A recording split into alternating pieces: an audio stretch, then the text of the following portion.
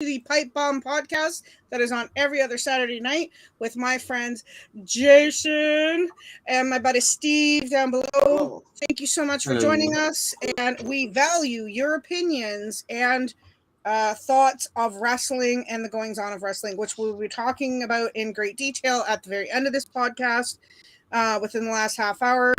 But we will be talking AEW, WWE, and any other wrestling things that come up, like Impact or New Japan, whatever. So, unfortunately, like usual with our Pipe Bomb podcast, we have a death to report. Jason may know this guy, I'm not sure. But Adam Windsor, otherwise known as Adam Briniarki, passed away at the age of 41. He was born January 17th, 1981, in Coventry, England. He was a British wrestling star, and he passed away due to heart issues. So I'm just going to read a bit about him that I learned. He was trained by Dory Funk Jr. and Andre Baker. He was a former NWA Florida champion in year 2000. He studied at Neil Adams Judo Gym. And he was Adams. Yep. You know who he is now. Yeah, 6 foot, 230 pounds. He was nicknamed the Royal Stud of Royal Blood. So sounds familiar. Sounds familiar now? Yeah.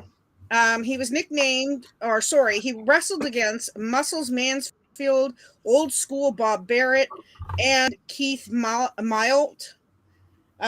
He became the NWA North Florida Heavyweight Champion once. Had a tag team with Neil Faith and won Florida Tag Team Championship in 2010. Missy Hyatt served as his valet for a short time. And then he disappeared in 2005 after leaving Dory Funk's dojo. And his last match that was ever recorded were in England in 2014. Out of the ring, he was involved in health and fitness, and he helped at MTV with weight loss and stuff, and became the president of Compass Health and Fitness in 2008. Now, our thoughts and prayers are with Adam's family. I wish him nothing but the best, and we hear of the passing of this great talent. Jason, do you vaguely remember who he is? Yeah, the name rings a bell. Certainly his nickname. I don't think I've ever seen him wrestle. But no, Neil. It was the Neil Adams bit, because Neil Adams is an absolute legend. Yeah. As far as judo's concerned. Yeah. So yeah, I don't think I've ever seen him wrestle, but I was aware of the name, shall we say? Right. Yeah, that's about it. Unfortunately, I couldn't tell you anything about the guy myself. Yeah, Steve, did you know him at all, or have you ever heard No, but prayers out to the family. Yeah. Yeah, definitely. All I could say to it. Yeah. It's definitely a great loss when we lose anybody in this world, but for us, losing our wrestling stars is a great loss. So, indeed. But I digress. We must get to the news. Some of it good, some of it bad, whatever. Darius Martin, they said, was injured again, but Darius went online saying that whatever he's dealing with is not injury related. It is nothing to do with wrestling, but he says he is really glad that everyone seems to know his health before he does. Is that a fellow out of MSK? No, it's it's Dante Martin's his brother is in AEW. They're known as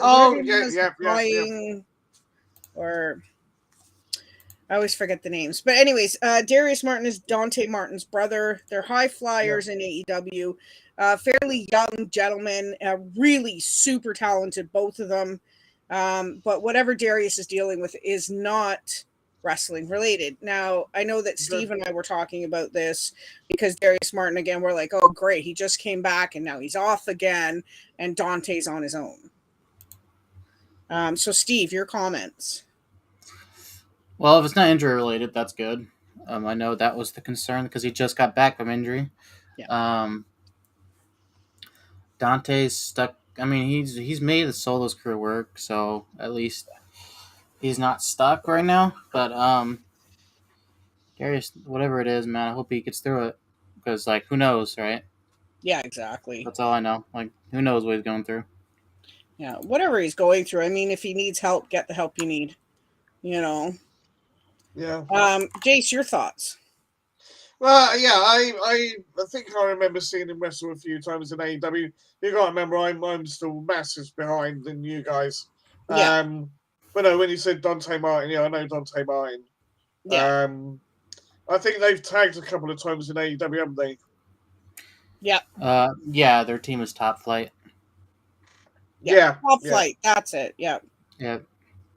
Yeah. No, that's right. Yeah, I think I know who you're on about now. Yeah, no, I mean, well, you don't know what it is, do you? It could be personal issues. It could be, you say it's not injured, but you could have a medical problem, shall we say? Yeah. And leave it at that. I don't know. I don't know. They keep. I think the thing is, I think business. They try and keep things a bit hush hush. If there's Yeah. anything too involved, which makes me a little bit concerned. A little bit. Because obviously they don't want it to. It's easy to say, "Oh, he's got an injury," than the other bit. Yeah. Because obviously that reflects bad on them as a company. Absolutely. So who knows? Who knows? But whatever. Hope he gets sorted out, gets back in the ring. Yeah, gets me himself too. sorted out. Yeah. All right. Yeah, and this is the thing. It's hard for us because we don't know what's going on, and when we're stuck in the dark. I mean, if it's something like he's dealing with physically or mentally or whatever it is that he's dealing with, like we're all here for him. If and I'm sure there's tons of fans that are reaching out now and everything else. Indeed. So, yeah. All right. The next thing we're going to talk about is Devon Dudley. Now, if you don't know what's been going on with him lately, he has been recovering from spinal surgery that he had back in February, and he is recovering well, he says. But in 2019, he had a couple of strokes, and WWE gave him the time he needed off to recuperate from that. And now he's recovered from the back surgery, and it says around June 15th, he will be back on the creative team in WWE again, so he'll be back to work. But he says he cannot wrestle anymore, nor does he really want to. For health reasons and stuff like that. He's just, I don't want nothing to do with it. And the fact that he's had a couple strokes, that's not a good thing. So been there, done that. Yeah. Yeah. So exactly. fair play. I assume then that was him that gave the was it the Usos, wasn't it? The 1D. Yeah. Yeah. Yeah. Because I wondered how they got around that, seeing as a Dudley's move. Yeah. Yeah. Fair play. Fair play. Yeah, no, he's a good bloke. He's a good bloke, Devon. Yeah. I got to meet him one time. Very, very nice guy. Yeah. I mean, the thing is, you love to see Devon and Bubba Ray come out. Who doesn't like to see them? But yeah. I mean, well, both of them, shall we say, past their prime. Yeah, way past their prime. Yeah, even Bubba, bless him. Yeah, exactly. Steve, any thoughts? I'm glad that Devon's recovering. I mean, you never know what to expect when surgery is a thing. Yeah. You're about half as likely for it not to go the way you're hoping it does. So, the fact that it's going well is great. And the fact that he's still just doing his thing. I mean, as long as he's just chugging along, helping the next generation, doing whatever he's doing. Yeah, that's all you ask for. Because Devon's a great person. He's a funny dude. He is. I'm never gonna forget the cameo he had for John Blood and New Legacy Inc. That was the funniest stuff. Man, great guy. Bully Ray or Bubba, whatever you want to call him, he's a little weird now. But I mean, I just remember growing up, and actually, the Dudleys were my cousin's favorite team. Yeah. And I love the Hardys, so we would always go back and forth with that growing up. So that was cool. So it's always good to see some of the old favorites, to see how they're doing and Yeah, that they're doing well. That's definitely something that's always nice to see. Absolutely, absolutely. And Jace, do you have anything to say on it? Yeah, no, just saying, I'm glad he's sorted out. I say I've seen him wrestle a couple of times. The Dudleys. Saw him at a house show. That was funny. Oh yeah. Right. Because he, obviously when they're doing the house shows, they're a bit more themselves rather than doing the characters, and obviously someone had spilled water or sweated profusely, and he nearly went flying, and he was absolutely killing himself laughing. Yeah.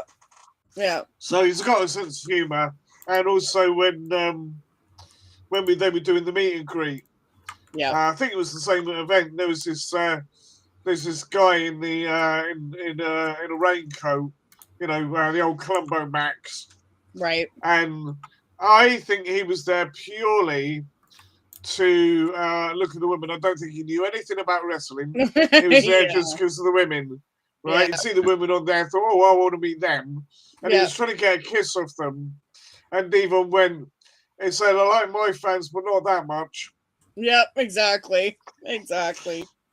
Yeah. So not afraid to have a giggle. Yeah, exactly. Well, see, this is the thing. We like to see them in their natural habitat, Yeah. Yeah.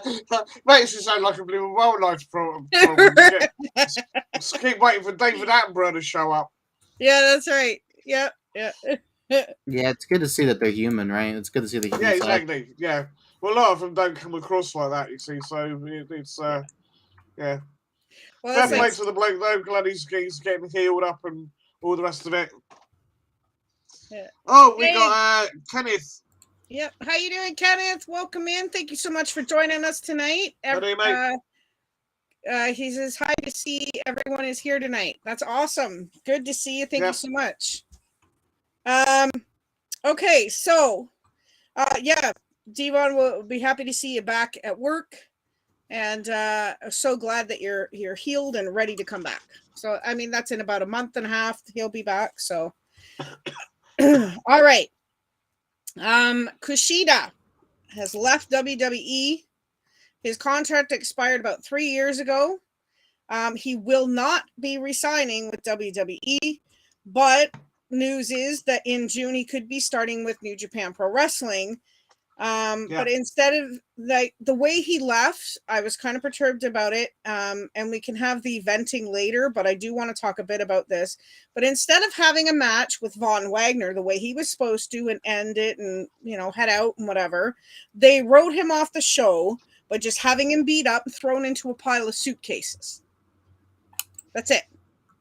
They injured him to get him out. Yeah. So, Jace, we'll go to you first, and I just want your thoughts on that kind of like how they changed his ending. I find it cheap personally, but it is. But it's typical with WWE. It doesn't really surprise me. And let's be honest. When Christian left TNA, right? Didn't he get beaten up by the main event Mafia on his last day? Yeah, that's what I'm talking about. Yep. So, and I think he actually agreed with that one. Yeah. I can't say for Kushida whether Kushida agreed or not. Yeah. I suspect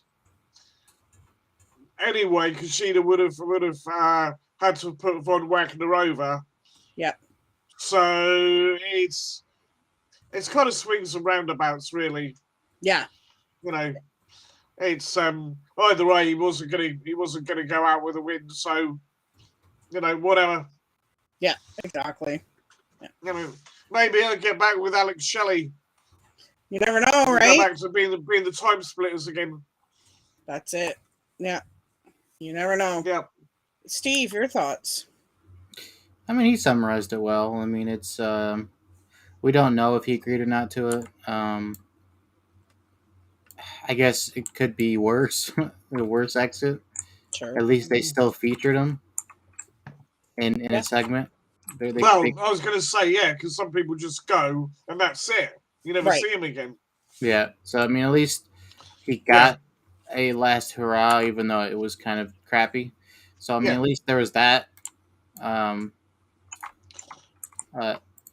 You know, I mean, did he feel like he was, in place in NXT? Kind of, but like not so much in place. So it doesn't surprise me too much that that's the departure. Because with the New Japan, I could see him shining there, kind of like how Kenta, formerly Hideo Itami, ended up doing when he went back. So I guess we'll have to wait and see for that one.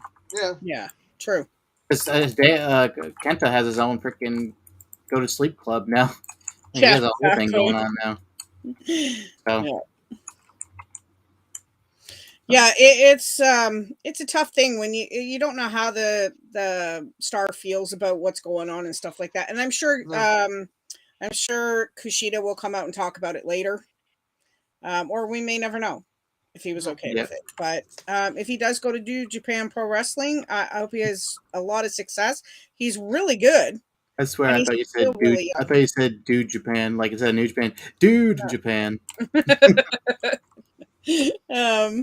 I said New Japan. But yeah, if I'd like to see him, he's pretty young still, and he's still got a lot of talent and everything.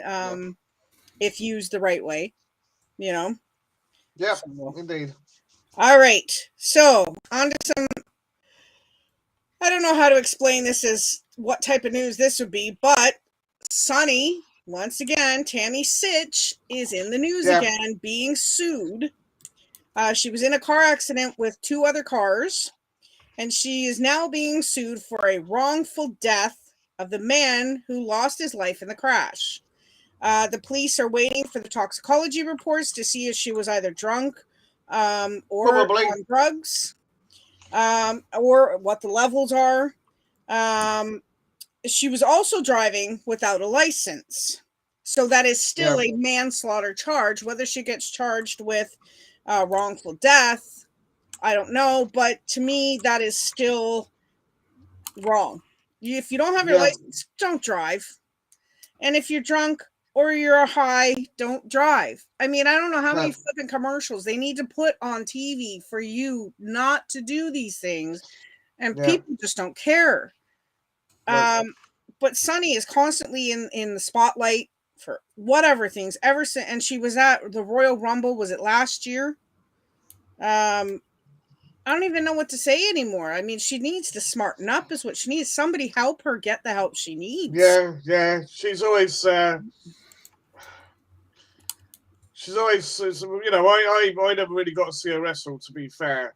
Right. But I knew of her. And ever since I can remember, she's been in trouble for something or other. Yeah. It's her and her boyfriend are being charged now. Yeah.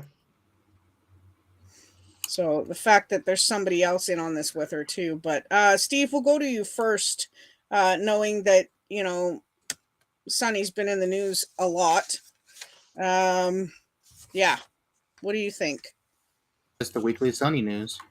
Yeah. I mean, if someone died from it, that's freaking horrible. Yeah. And prayers out to their family. But dude, Sunny's just crazy, man. I don't know. Always doing something.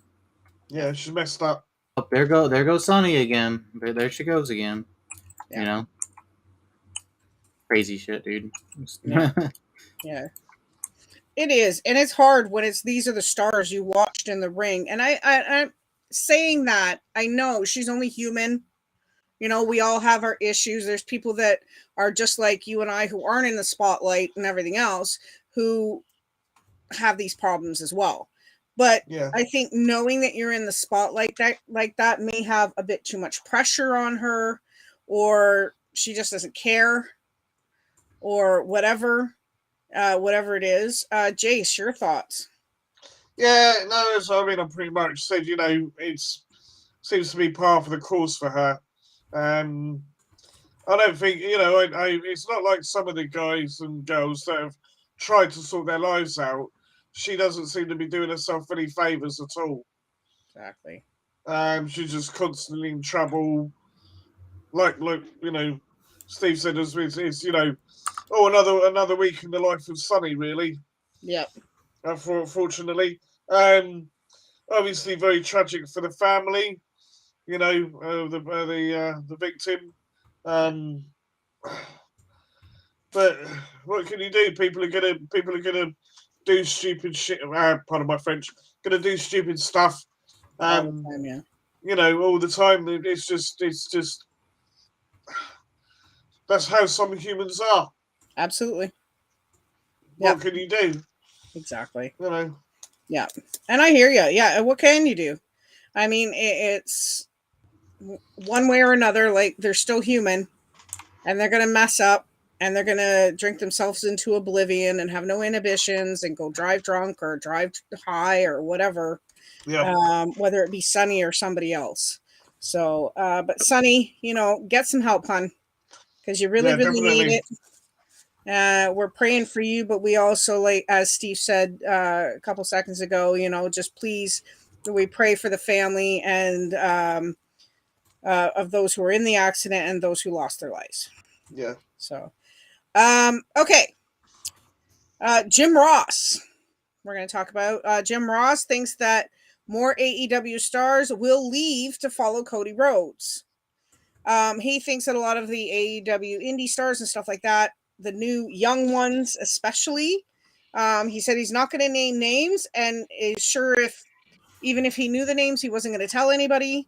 But he doesn't want to breach any trust in those wrestlers, but he thinks the younger ones may be influenced by Cody going to the big time and everything else and thinking they can make more money over there and blah, blah, blah. So that's what Jim Ross thinks. Just a quick report of that because that's a tough thing. What are you going to do, right? I can sort of see it as well, especially as I've mentioned before, with a lot of the ex-WWE stars going over to AEW. So somebody's going to lose out. And AEW obviously feel they need star power. And I think a lot of their, what should we say, bright stars are getting overlooked. Yeah. I could even see, shame as it would be to happen, somebody like Jungle Boy going over to WWE. Yeah. Yep. Just because they're not getting the look in that they need. Yeah. At least not as much as they should be anyway. Let's put it that way. Doing this now, I guess. Yeah. Because I got some rebuttals to that comment right there. Yeah. Hold it to the end. I mean, we're already here, so we might as well get into it. Well, we're talking about Jim Ross. I'm not going to go full on. Yeah, we're on the Jim Ross thing. It's a simple formula, right? Cody Rhodes bashes WWE for 8 years. They offer him a bunch of money, put him in the spotlight immediately. Yeah. Let him keep all of his gimmick, everything. His same theme song, which is actually about how bad WWE treated him, ironically. And now there's rumors that he could be the one to beat Roman for the WWE title in the future. I mean, how could you not want to go say yes to that, right? It's not about you're not getting the spotlight. It's that there's always more money in WWE, and they're like, oh, you're going to get all this shine if you come over. So it's just talent poaching. It's just a business thing. I mean, WWE just did it with Bret Hart, where we were just about to get Bret Hart as FTR's manager, which they still are on like non-major brands. But now that they signed a recreational deal or something, so now AEW can't get Bret Hart. It's just Sorry, I had a message. It's just like it's just a talent poaching thing. That's all it is. I'm a little disappointed in Cody, to be honest. Yeah. Yeah.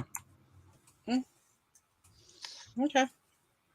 No, like I said, we'll leave it for the end to you guys can get everything out. Yeah. Okay. But I do respect your opinion, Steve. I do respect that, and on both fronts, I kind of agree a little bit with both. But like I said, we'll wait to the end because that's when I'm going to throw out all my notes and we can talk. But I just have a few things to get to. It's not too many things. I'll try to make the quick comments so we have more time to spend on that. Yeah, no worries. All right. Virgil, $1 Million Man's bodyguard, has suffered 2 strokes recently. Oh, no. Yeah, he's not working with one of his arms. His arms, he said, it just all of a sudden gave out. It no longer does anything, so he can't use it at all. And he is now also in the early stages of dementia. Oh, bloody hell. He's asking for all our prayers and our support. If you want to go on Twitter, his roommate helped him create a Twitter. It's called Real Virgil, VIRGIL. That's his Twitter handle. He's very nervous and scared. He also created a game called Meat Sauce Madness, and I think it's a $2 game. All the proceeds go to Alzheimer's Society, and I think some of it goes to him as well to help him during this time and everything else. If you guys don't know who he was a great gentleman who was the bodyguard for the $1 Million Man. He also wrestled a bit in WWE back in the 80s, 90s. Awesome talent, and has done a lot for the wrestling world and everything else. So he definitely needs your support and everything else. So like I said, go to his Twitter. Jace. Yeah, absolute legend as far as I'm concerned. I remember him in WCW and that, you know, with Ted, obviously. Just great personality. Yeah. Okay, he was you could argue that he was a typical sort of sidekick role. Yeah. But he ran with it and he made it his own. Yeah. You know, he got it to work. It was a lot of people might not have. Yeah. So, yeah. You know, I hope the guy gets better, gets himself sorted out, gets a bit of the old mobility back, and yeah, fair play to him. Yep, absolutely. Steve? It's cool that they have a proceeds thing going on with the game. It might not seem like it's I mean, how cheap the game is, but like you get a couple, you know, tens of thousands of people getting it, and plus any donations or any support they get in general. I mean, that's huge. So it's cool what was it called again? What the game? Yeah, Meat Sauce Madness. This is on the phone, is it, or something like that? I think so. Yeah, I can search it up right now as we're sitting here. Yeah, that's all right. I'll write it down. That's not a problem. Yeah. I should go check it out. I don't know where it's available, if not available. Sounds intriguing. Yeah. Sorry about our coughs here, guys. We're all getting over little bitty colds. Yeah. Meat Sauce Madness, it's called. It's $2.49. Okay. So yeah. So all the proceeds go to helping him. Yeah. And stuff like that. So yeah. 1 sec, okay? Yep, no worries.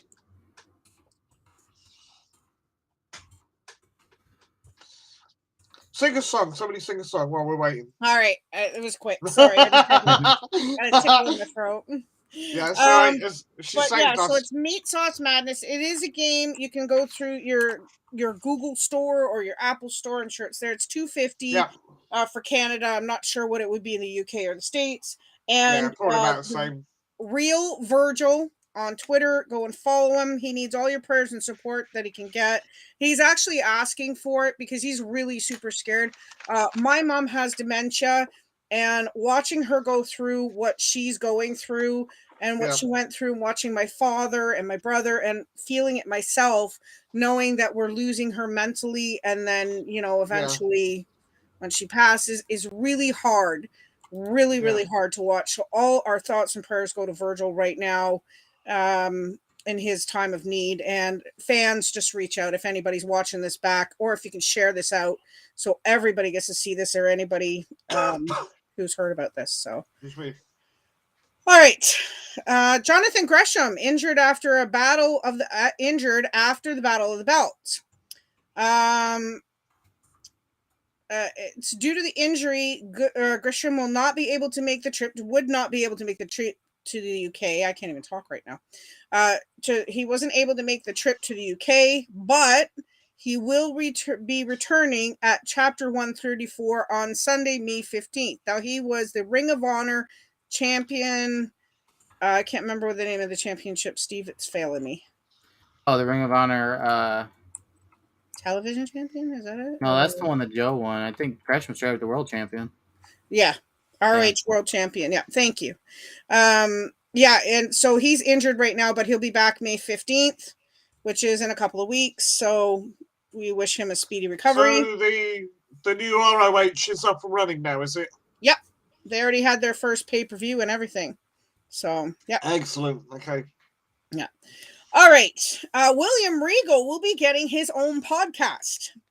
Cool. That could be interesting. Yeah, it's going to be called The Gentleman Villain. He will be sharing stories about his teen years spent traveling through the UK, wrestling fellow wrestlers and strangers from the crowd.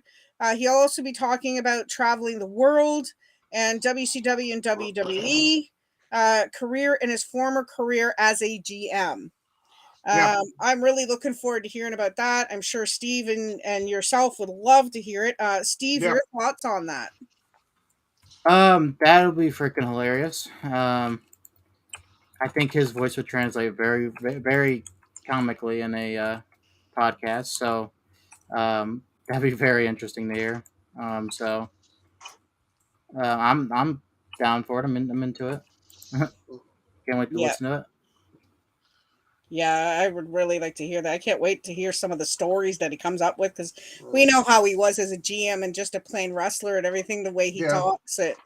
I can't wait. Jace, what do you think? Yeah, no, fair play. You know, great. I'll have to find out when I can listen to it. I read his book that he did with WWE quite a while back. That was good. Yeah. And I've kind of, you know how Mick Foley did his stage show? Yeah. Right, where he went out and he did different places around the world, just talking about his career and Q&A and the rest of it. Right. I could actually see William doing that. Right. Yeah. Because I've seen. I don't know if you know who Brian Blessed is. Yeah. The actor. He's best known as being the King of the Hawkmen in Flash Gordon. Okay. If you remember that, very loud gentleman. The original Flash Gordon. The one from the 1980s. Yep. Okay, I know who you mean now. Yeah. And he also played. Oh crikey, the King of the Gorgons, who did the voice in the Star Wars. Okay. Phantom Menace. Yeah. Okay. You know, very sort of loud gentleman. Oh, right? Okay. He's a British legend, basically.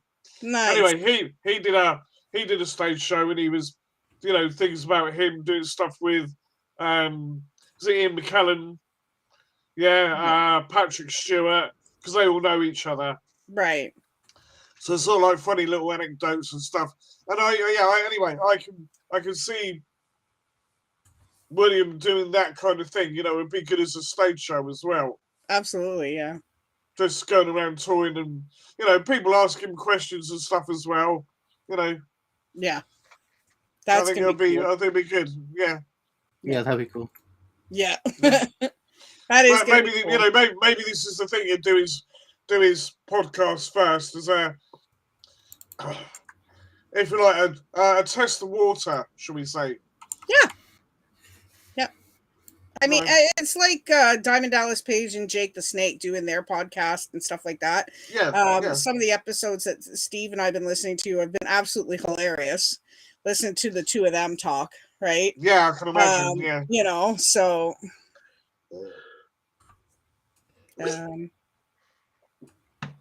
Okay, sorry. Excuse me, sorry. Just making sure a taxi thing came up and it said trip confirmed. I'm like, excuse me? Anyways, okay, so yeah, I mean, I look forward to it. I love William Regal. We love him, good, bad, and Yeah. whatever. He was a tremendous GM for NXT and everything else, and he's doing really good things already in AEW. So yeah, Yeah. yeah. Alrighty, WWE is interested in GCW's Bloodsport. Now, if you've never heard of Bloodsport through GCW, All right, okay.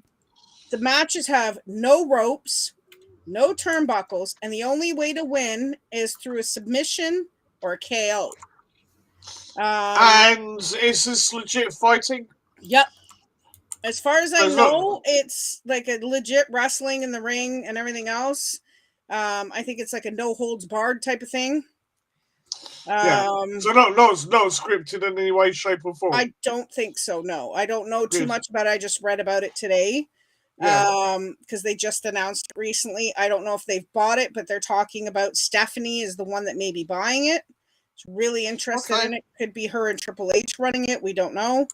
When I get more information on it, I will keep you guys posted. But yeah, it sounds really cool. Anyways, cool. Yeah.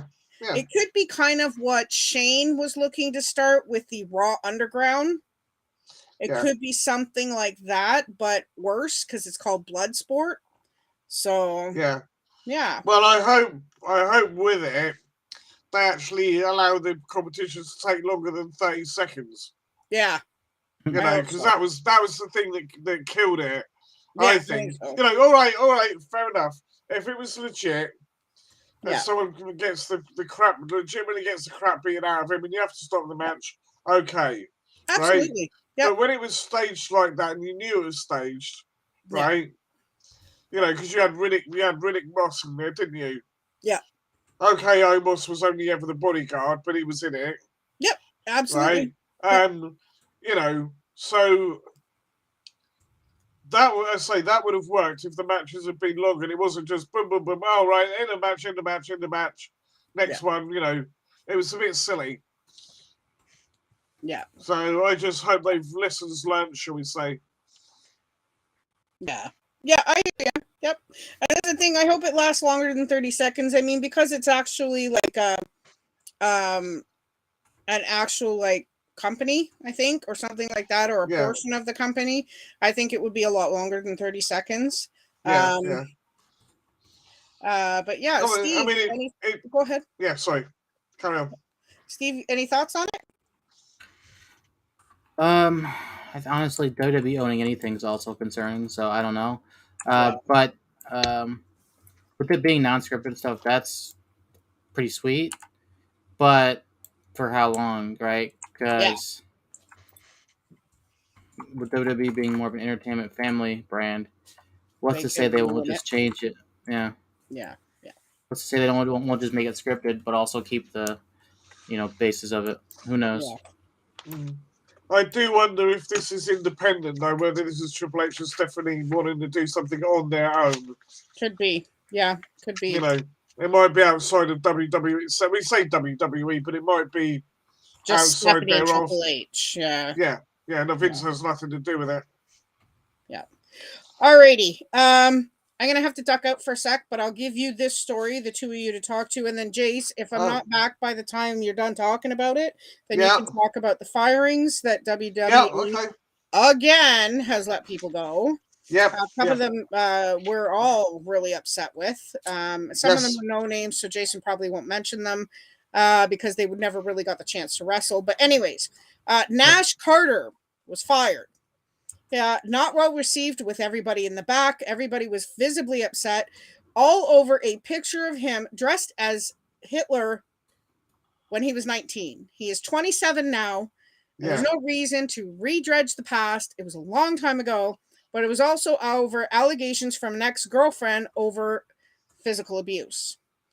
So I don't know the whole gist of it, but basically I know I've seen the picture and it was a Halloween costume back when he was 19 years old, almost 10 years ago. Why this should be a factor now, although he should have gotten rid of the picture, mind you, but WWE also knew about this before they hired him. So firing him for it kind of seems redundant to me. But anyways, yeah, I'm gonna duck out for a couple seconds. But Steve, I'll let you start with that. You guys chat about that, and then, like I said, if I'm not back, talk about the firings, and I'll be right back. So take it away. Okay. All right. So what was that around 10 years ago? With the picture. Sounds like it. Now, don't get me the wrong way. I mean, that's never good taste for something like that, ever. No. But there was a time where it was more as like a comically accepted thing, as like humor, versus it being like, this is me, I mean this, right? Yeah. Because look at even Always Sunny in Philadelphia. Okay, they had a whole episode. It was Dee and Dennis's grandfather, who was a soldier. I don't know if I saying that word will get her in trouble, so I'm not going to. But Yeah. was a German soldier, and like he wanted them to take his box of stuff, and and it actually just ended up being a bunch of memorabilia and outfits. And then Charlie was sitting there wearing it and just laughing eating a banana, wearing the whole outfit because it was like a general outfit. And that was just that was like not even 10 years. That was more longer than that. But it used to be more of a comically accepted thing versus it being like, I mean, it's like I said, it's never a good thing. Picture should have been taken down. But he was young and just kind of mucking about, right? The fact that they hired him knowing it and then they fire him later. Yeah, that's what I don't get. I think that's more of like a social pressure thing with that, because of the fact that people started finding out and getting pissed about it and probably were making a thing about it.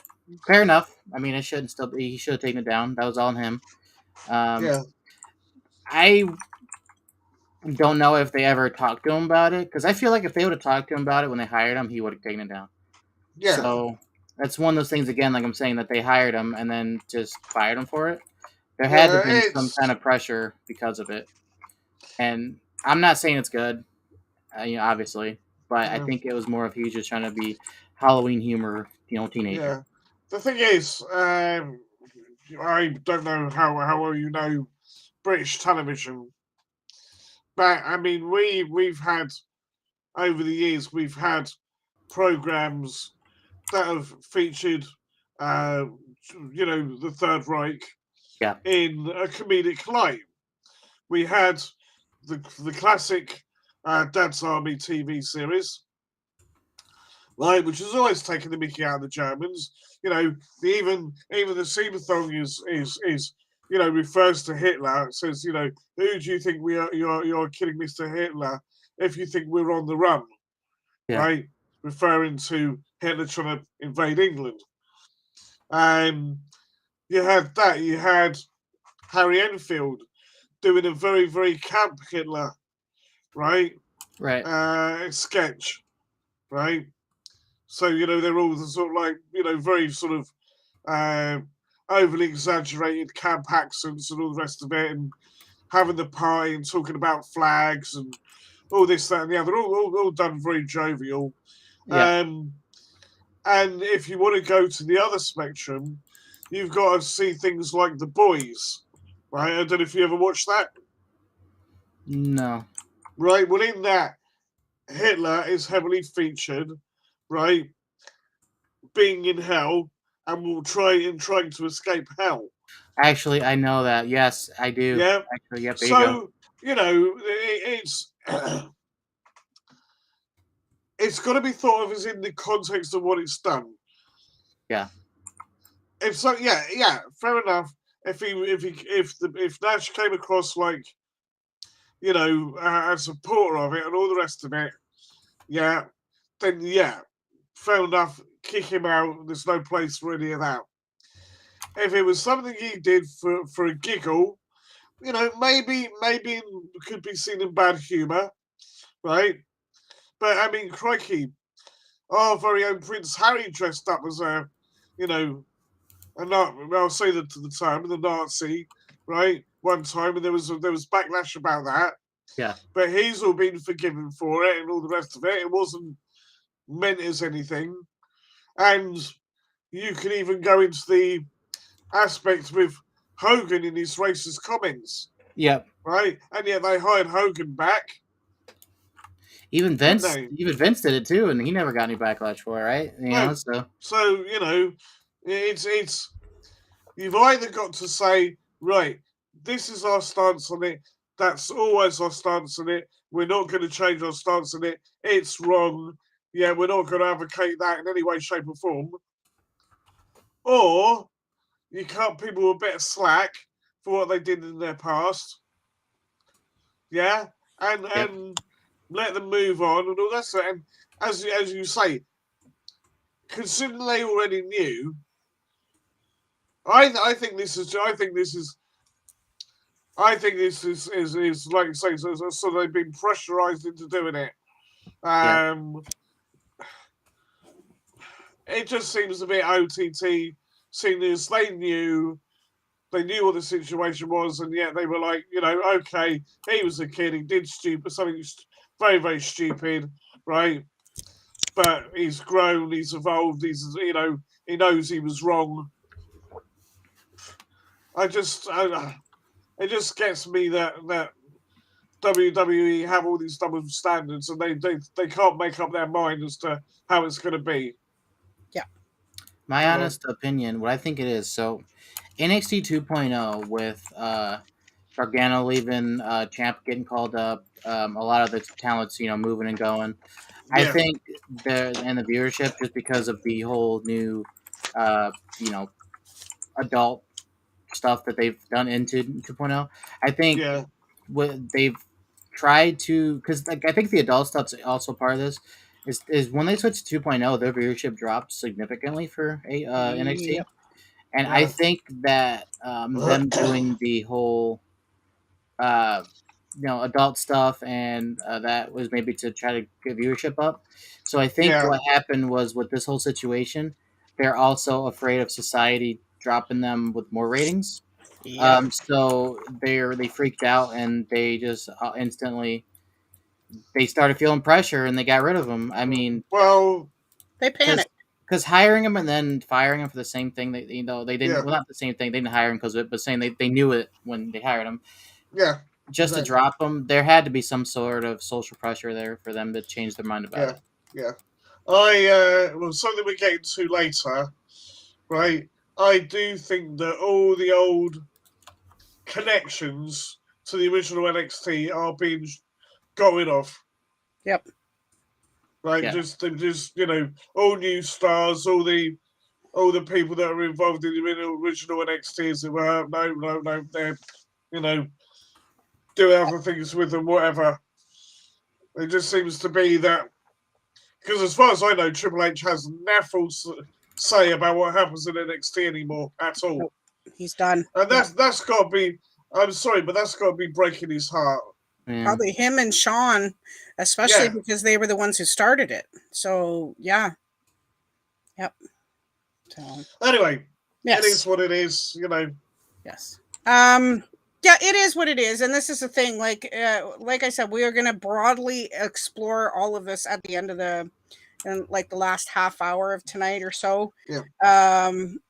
But Jason, you have some firings to talk about. Now, just before you start that, WWE has again let go of more talent, mostly from NXT.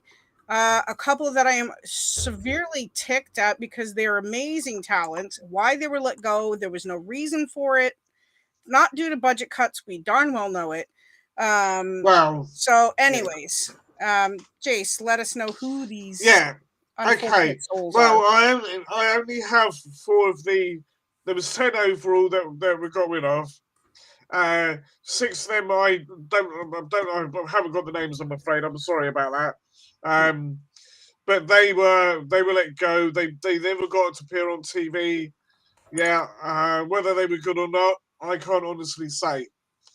Right, because we never got to see them. But anyway. I'll go on to the ones that I do know about. Probably most surprisingly of all was Dakota Kai. Yep. Now, from what I hear, she saw the writing on the wall, so she didn't re-sign.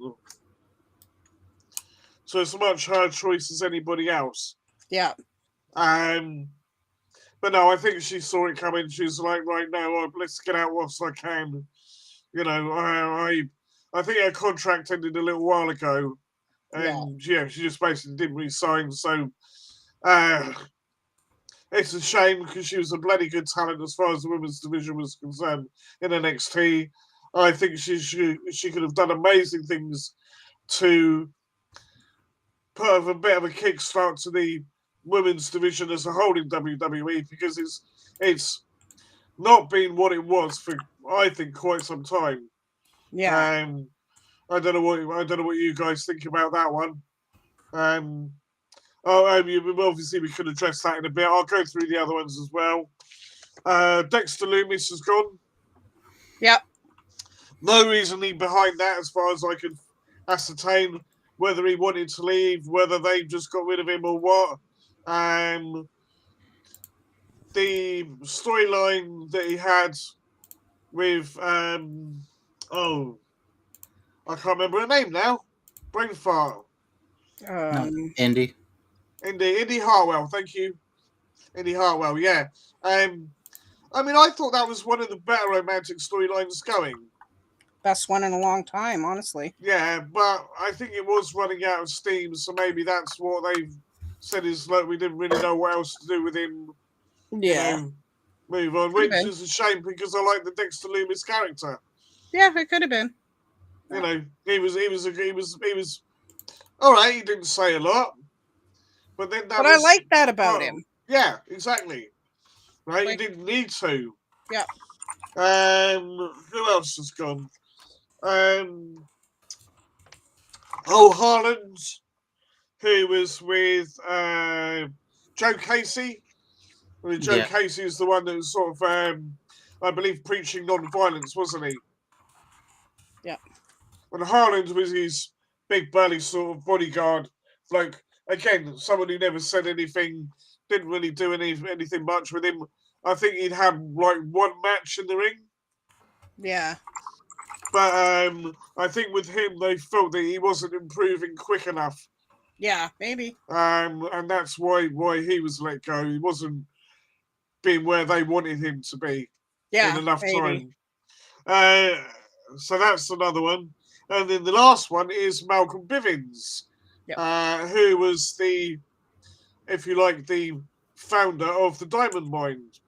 So what's going to happen with that group, I don't know, because it's always been a bit of a haphazard group, because they had, what was the guy's name? Rusty something or other? Yeah. The guy that was in it from the start, and they let him go very quickly. Yeah. And then obviously you had Roderick Strong, who's made him, and the Creed brothers, both who I think have done great in that faction. It could be because Roddy's decided he doesn't want to be part of a faction anymore. I don't know. They're trying to get the Creed brothers to go on and do bigger and better things, maybe. But I did get the impression that Malcolm didn't want to re-sign either. Yeah. So his contract was up, and he wanted to go. I don't think he felt he was getting enough screen time. Yeah, I think a lot of them are feeling that right now. Yeah, I kind of get, because he was damn good on the mic. He was the right guy for the role. Yeah. And he was only on there really a short time each week, and sometimes he didn't even get to say anything. Yeah, exactly. Yep. When you've got a guy like that who's got the gift of the gab, you should use him accordingly. Yep, agreed. Yeah. Anyway, that is the ones. I don't know if you guys want to share your comments on that at all.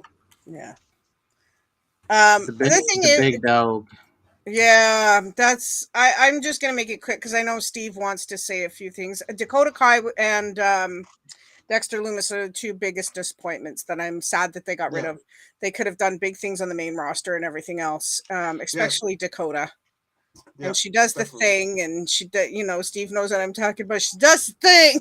Oh, she does the thing, with the cool little finger pose she does. Yep. Yeah, Steve, your thoughts, hon? I mean, if she saw the writing on the wall, I mean, that's she knew what was happened. Dexter Loomis. I thought Index. I saw the turning point. I mean, obviously, we'll get into this later. I haven't watched WWE in about a month, but I did see the turning point start when they started. They had him feuding with what's his face in Persia, Yeah. and then all of a sudden they had them team. Oh, They had him teaming up with the dude. Like that was kind of weird. that was the other one. Hey, so I can never pronounce her name. Parisa. Persia Parada. Yeah, that's her. Yeah, she's been let go as well. I'm sorry, I forgot a bit of that one. They had her Yeah. with Duke, and then they were Yeah. feuding with Index, and all of a sudden, then Dexter became partners with Duke, and then once that happened, I knew it just kind of got weird. It was probably coming to an end. You can just kind of tell. Yeah. So yeah, there we are. Alrighty. Just messaging. My son is texting me. Sorry. That's all right. His friends are waiting for him, and he's like, I don't know where they are, so they're texting me back and forth. Yeah. All right. Okay. Yeah. And this is the thing. Like Steve said, we're gonna get more into it later. There's a lot of things that we need to vent and say that have been on our minds as of late, and yeah. So we'll just finish with the news that I have, and then we'll get to it. Something real quick. Undertaker is also going to be getting his own show that's going to be like it's going to be like a Broken Skull session, but with a whole new concept. It'll be airing in the next few months. We're not exactly sure. They haven't pinpointed a date because they're still working out all the logistics and the graphics and all that stuff. So it'll be good to see because we love The Undertaker. And I mean, Steve loves The Undertaker. I love The Undertaker. I mean, I know Steve's favorite is Triple H, but you know, Yeah. and I would love to see Triple H have his own podcast. That would be hilarious. I love him. But also, The Undertaker was doing an interview in front of fans and voiced the fact that he really wants Bray Wyatt back in WWE because he has so much to offer. He's a tremendous talent and everything else. And you know, when you get a recommendation from The Undertaker, that's a big thing. So Vince needs to open his ears and start listening because that is a big talent that could be the next Undertaker. Well, it worked for John Cena, didn't it? Yep, worked out for him too. Whether you like John or whether you don't, if the Undertaker recommends you. Yep. Yeah, look at how far John got, right? Yeah, exactly. And he's actually coming back again. So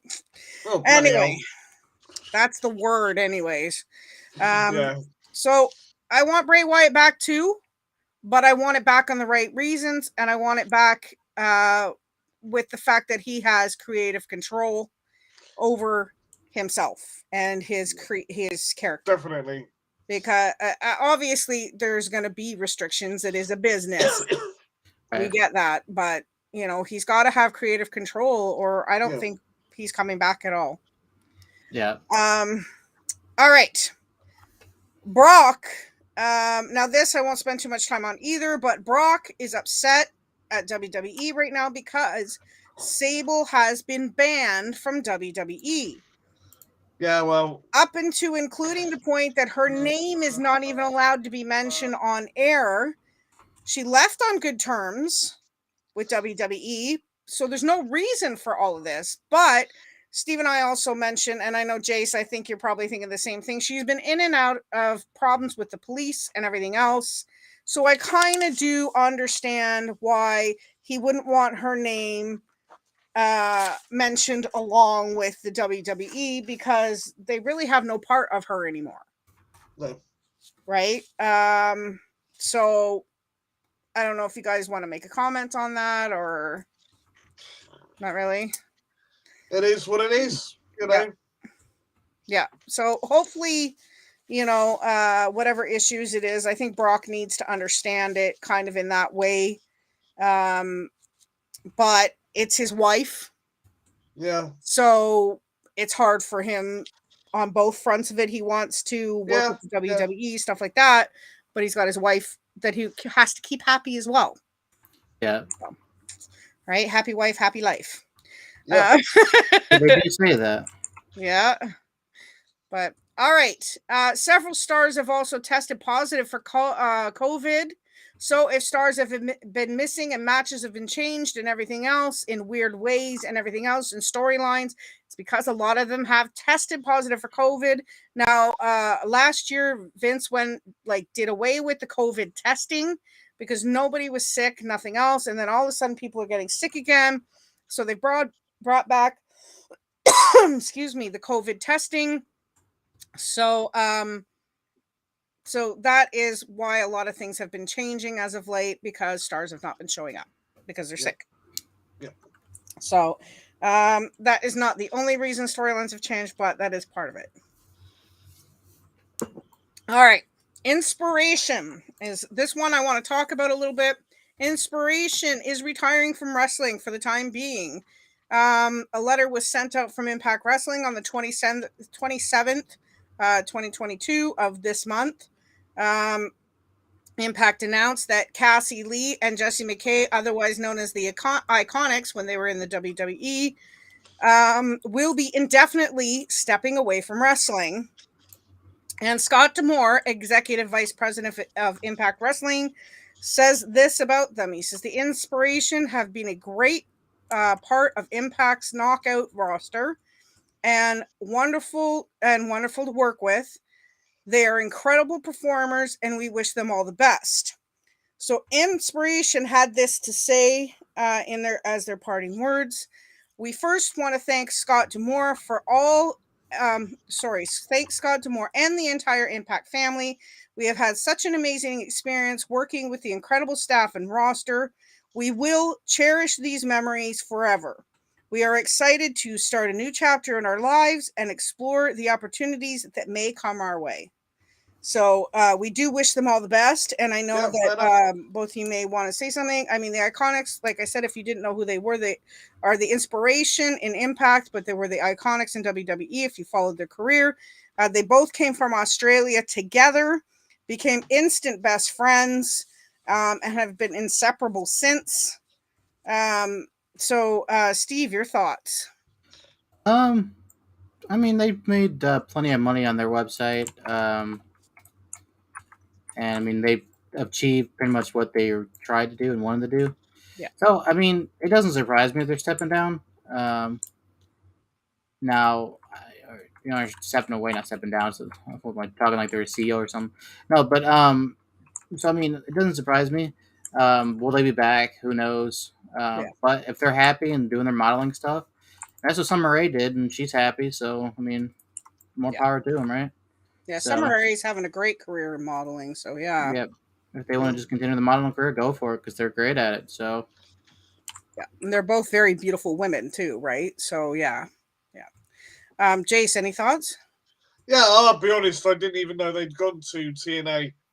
I've not watched. What should we say? Impact. Yeah. Not really paid much attention to that in recent years. Obviously, they made a go of it, and it seemed to have worked for them by what you're saying. So fair play to them.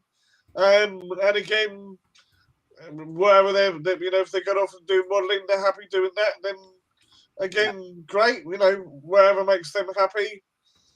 That's all you can ask for in life, isn't it? Yep, absolutely. Yeah, I mean, if they've done everything they wanted to do so far, then yeah.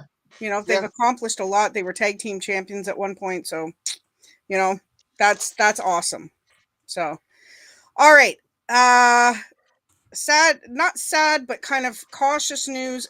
We've also always said, please don't drink and drive. Please don't do drugs and drive. Please don't text and drive. Yeah. An AEW production truck was involved in a car accident before Dynamite. Now, it was not the driver of the truck that was responsible.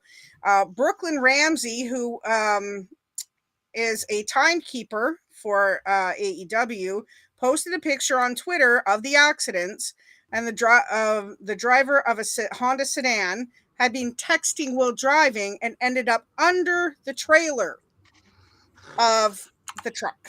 Now, he wasn't harmed. The driver is okay, but he's very lucky then. Right side of his car is smashed and was stuck under the truck. But fans, we tell you guys, please, please, please, please, please do not text and drive. Don't be a dopey twonk. Yes. Yeah. It is not safe, especially, and 9 times out of 10, people are texting and driving, and all of a sudden they drop their phone or something like that, and yeah.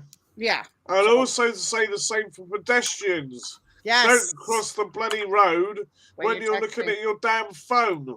I'm guilty of that a couple times. So. But yeah, don't do that. Yes. Clap your hand. I don't do it anymore because I take a cab everywhere. But anyway. Yeah, yeah. But yeah, it's very dangerous. It is, especially when you're walking in a crowd and you see it, say in Toronto, you see it in New York. A lot of people, all their heads are down. We don't talk to anybody. We don't look at anybody, and we're bumping into everybody constantly. Right. And before anybody says, "Oh, well, it's technology," that's what happens. That's a load of rubbish because people used to do it with newspapers. You see people with their head in the paper walking down the street, occasionally going like that. Yep. It's mainly businessmen walking. You know, they're not a care in the world, or they stop dead in the middle of the sidewalk to read a story. You know, just put your phone down for 5 minutes. Yeah. That's all I have to say about that. All right. Yep. Yep. Right, Steve? Yeah. I mean, it's just that simple. Yep. That's all it is. You're walking. Put it in your pocket. Whoever it is, business or otherwise, can wait until you get to a spot where you can stand and text them back, or till they get to you and answer your message. Yep. Exactly. Simple as. I mean, that's why they got technology. Like I was in my brother's car the other day, going to my nephew's birthday party. My brother had to drive me home. In his car, he's got you can call with the screen in the car. You got the text come in, and he can, either view or respond to it just by voice. There's reasons for that, but the whole, a lot of people like to drive the older school stuff, which I respect. Most cars are nice and stuff. But if you don't have that technology to be able to safely text and drive, then just don't do it. Right? There's a funny thing actually, because my mate's got one where it says, "Oh, message from so and so and so." Yeah. Right, and you can say, "Read now" or whatever. Yeah. And it physically reads it to you. Yep. That's what he's got. Yep. So and some of them are bloody funny because you'll be there, and it's I can't remember what she said now. It was my mate's missus anyway, and she put some message, and at the end she put ha ha ha many times, so it was going ha ha ha ha ha ha ha ha ha ha ha. The old Stephen Hawking voice. Yeah. Yeah, my brother said something like smart to his woman, his girl, or something, and then she responded with like but it was like h. Yeah, that's what it said. So yeah, that was pretty fun. We're both laughing at that one. Yeah, that's it. Yeah, I love it. I know my ex's mom has it in her car where she's got a little speaker thing hooked up to her visor, where if somebody phones her, she just clicks it, and you can talk to the people and whatever else. But what makes me laugh is these people are like, "Oh, I went in my car to have a private conversation with someone, and somebody started commenting about my conversation outside the car." And people do not realize how loud they have those speakers in the car when they're talking on the phone, because we can hear you outside the window. And I'll hear people, instead of music booming now, all you hear is voices. So people, don't text and drive. Take 5 minutes to put your phone in your pocket and wait till you get to your destination or a spot where you can stop and text back. Oh, yeah. And those who are texting them, stop it. So anyway. Yeah. Anyways, okay, to the last and final thing before we get to our grievances. Sammy Guevara was injured during the ladder match on Dynamite during Scorpio Sky. No, I did not know that one. Yeah, Steve and I were watching it. We thought he might have been injured, but we thought he hit it quite well. Now I'm going to read kind of exactly what happened. It was a few minutes into the match when he climbed the ladder to nearly the top and came off it with an attempt at a C630 body block. And at the speed in which he came down was too fast for Scorpio Sky to be able to break his fall. And Sammy landed on his neck. Now, and his left shoulder, kind of almost the same way Big E did. Yeah. Now, he said he was fine, and he got back up. All right, but you could see during the split screen that he was laying there. Scorpio Sky was kind of taking his time to try to get to the top and everything else. And you could tell he was wasting time. But Sammy got up again. And was it Sammy was just laying there? But Sammy went to the top rope again, to the very top of another ladder, and jumped off, and no word on how he's doing. There's no word on the injury. He says he's fine. It was right around the time that Ty Conti interfered in the match. Okay, so that was all improvisation. In other countries, it's completely blocked. They didn't show it at all because they realized that Scorpio Sky was trying to save time and whatever for Sammy to come back to see if he could get up. But you could tell that Sammy was laying there and he was hurt. Steve and I were watching it on Wednesday, and we even commented, like, oh, that looked like it hurt, dude, and he just laid there. It's hard to tell, though, because they're so good at acting out actual fake injuries. I just didn't know. I mean, obviously, Biggie landing on his head or Lance Archer landing on his head on the moonsault, those are the easy ones to see. This one was a little bit rougher. Obvious, yeah. Because if you remember when Brian faced Kenny, sorry, I keep cutting you off, but when Brian faced Kenny, and then he, did, a snap, dragon suplex to Brian on the... It looked like it landed on his head, but it was on his lower back, so you can never tell sometimes. They're really good at acting it out. Yeah. Well, look at old poor Rick Boogs, right? Yep. He looked like he was fine, and then his leg gave out, and you weren't sure for a second whether it was part of, it's not possible if these two blokes, or bugger, my leg's given out. Yeah. It's knackered. Is this how the Usos are going to win? Or, oh gosh, is he okay? Yeah, you can't tell, right? Yeah. Well, when we were watching the match, we could see that when he had the second Uso on his back, you could see his knee kind of go like this. Yeah. Yeah. And you could see he tweaked it. But like Steve said, you can never tell the severity of the injury until later. But he was carried out. Rick Boogs was. Yeah. And actually, he is on Instagram, and he has shown him with his crutches just trying to get back out there, and he's hobbling around the cul-de-sac. That he lives at the end of a cul-de-sac, and you can see him hobbling around the little circle, and it's hilarious, right? Of course, Red Boogs lives in a cul-de-sac. Of course he does, yeah. But we wish all the best to Sammy. There's some of that I'm going to add my opinion into at the very end of it. Nothing to do with the injury, but get well soon, Sammy, and hopefully it's not too bad. All right, last thing but not least, Backlash is coming up on May 8th at 7 p.m. Eastern Standard Time for the free show, 8 o'clock for the actual pay-per-view. Matches I've got so far, unless they change from none of them, because we know WWE, Ronda Rousey will be going against Charlotte Flair. Cody Rhodes will be going against Seth Rollins. Drew McIntyre and RKO will be versing the Bloodline. AJ will be facing Edge. Happy Corbin will be facing Madcap Moss. Bobby Lashley will be facing Omos, which I would actually like to see, because the two of them, that could be a good match. And Bianca will be going against Sonya. So that's going to be, I don't know, it kind of looks like it might be a good pay-per-view, but we've been fooled before. So can I just ask a minute? Yeah.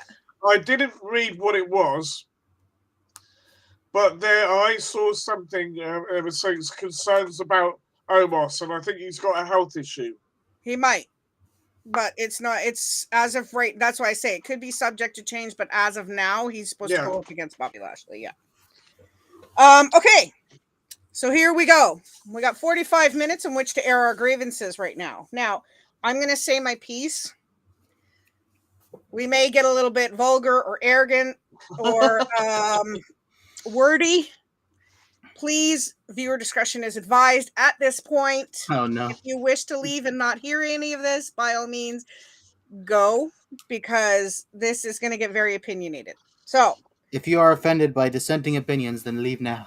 Yes, and neither do our opinions reflect those of YouTube or Twitch or Restream or whatever. So let's get that, or WWE or whatever. Anyways, okay, so disclaimer. yes, Yeah. letting you guys know that it will get wordy and highly opinionated. Okay, so we mention quite often how disappointed we are with WWE, the wrestling world, the fans, everything. You know, wrestling is not what it used to be back in the 80s when I started watching WWF, and in the 70s, 90s, whatever, when it became WWE. Now, WWE bought out WCW. WCW was amazing. Absolutely loved it. Unfortunately, a lot of bad business deals caused them to go under. Now there's AEW competing against WWE. Fans are not happy with wrestlers who come to the main roster and have these stupid name changes. This is my biggest pet peeve. I know Steve has a few opinions of this as well, but my biggest pet peeve is when you take someone, for example, Pete Dunne, and you make him Butch. Fans are not stupid. They're not dumb. We know what? It's dumb. It doesn't suit him. Turning him into a Newsboys little rascals character does not fit him. Although he's gone with it because they're paying him. A lot of these changes were made because Vince wants to have the rights to this person's name, so they can't use this outside the WWE. But personally, Pete Dunne, who in their right mind wants to use that name outside the WWE for him? Anyways, also, it's, a lot of wrestlers, older wrestlers like Randy Orton and such, have been using their real names as their character names, and WWE can't get the rights to those. So WWE creates a name for them, and they have to use this name so WWE can get the rights to it. And then if they like the name that they're given, they can't use it outside. Another one, yep, no worries. Yeah. Another one is Walter, who is changed to Gunther. I always want to sing the beginning of the Def Leppard song every time I hear it. Austin Theory changed it now to Theory. Which that's whatever. That's whatever. It could, yeah, it's not a big deal. Shortening half the name isn't as impactful. Yeah. Raquel Rodriguez going from Raquel, was it Martinez before or something? It's Raquel. It's Raquel Gonzalez going into Rodriguez. Now that's petty. Just the one last name change is petty. I'm not offended by like how Ciampa's just, what is he, just Ciampa now? That that is what that is. But when you completely change that, or if you keep both but change one of the names like Raquel, that's just pettiness. Yeah. But Eric Bischoff is upset. There's not enough storylines. There's not enough storytelling in wrestling. Fans are upset because all these WWE stars are going to AEW. AEW fans are upset that all these stars are going back to WWE. Cody Rhodes is back in WWE using the same whiny story that he did when he started in AEW, going, my father this, my father that. And he used the exact same speech and video that he used in AEW in WWE when he came on and said, I'm doing this for my father. We get that, and we understand that. We're not demeaning that part of it, but... You forgot the voice crack. I'm doing this for my father! Yeah. Yeah, exactly. So, fans are also upset that there's so many WWE stars going to AEW. And yes, there are. But you forget that AEW was started by WWE stars. And a couple indie stars that weren't with WWE to begin with. So don't forget that. So the fact that these stars know Chris Jericho, so to speak, Taz, Jim Ross, that's why they're going. These people have talked them into coming over because it is better backstage, personally, for them as well. They have more creative control over their character there sometimes, and whatever. Okay. But like we mentioned earlier, Jim Ross is afraid that a lot of the younger talent's going to follow Cody go to the WWE because it seems like there's more flashing lights and glitz and glam and money and everything else. Yeah. Because AEW is just a baby company still. But I find, this is my personal opinion, that WWE has lost focus. They've lost who they were. They're no longer able to carry the crowd the way they used to. So instead of improving, they're going to bash AEW, which is what Booker T has done on a constant basis. Constantly bashing AEW. Now, on the other hand, AEW gets their digs back just as much. But I like the way AEW is for the simple fact that, yes, they give indie wrestlers a great chance to be showcased. Yes, it may be on YouTube, but they're still getting a chance. The views are phenomenal for them. They're still getting that chance. And pursuant to their talent, will get more time on bigger air. He also owns, Tony Khan now also owns Ring of Honor. So there's more chances for indie wrestlers to be seen and new and up-and-coming wrestlers. He also has a deal with New Japan Pro Wrestling, which they would rather have a deal with Tony Khan than Vince McMahon. Yeah. Tony also said there's only room for one Khan in the wrestling business because he's cocky as he is. I love him. But this is just my opinion. We're going to go to Steve first, and then Jason will get to you. And you can argue if you want. I just wanted to get mine out there because I have to say I like AEW because it's the way WWE used to be. That's why I like it more right now. And we haven't watched it in quite some time just because happenings on NXT, if Steve wants to mention that. The storylines went from this to this, and we went, forget it, we're done. So anyway, Steve, I'll give you the floor for now. All right. First things first is there's some weird culture war going on between wrestling companies. I'm not saying that's just AEW fans or WWE fans. No. It's both. I mean, there's a weird culture war going on. Like it's like some people don't want people in a different company to succeed for some reason. Yeah. And I think we all here agree that if it's a job and they're happy where they're at and they're making money, we're happy for them, right?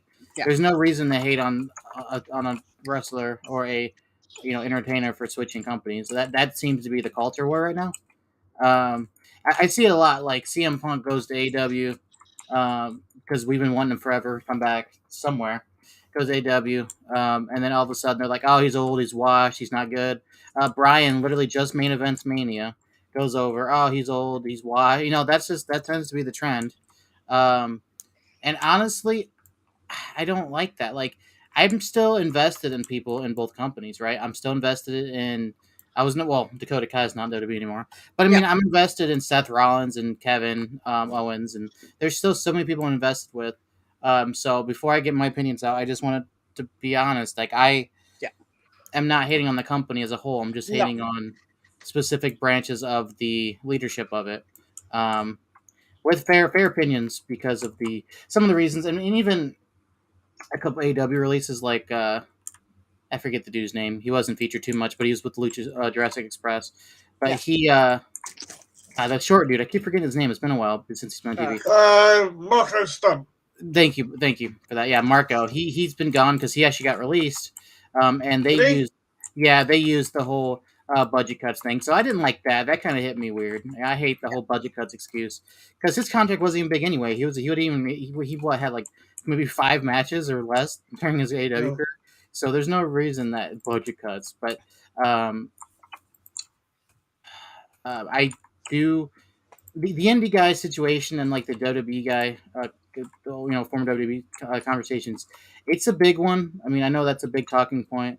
My base thing here is I just go to the on the AEW website. You can go to the roster, and then like you can view the history of the championships, like the titles, who had it.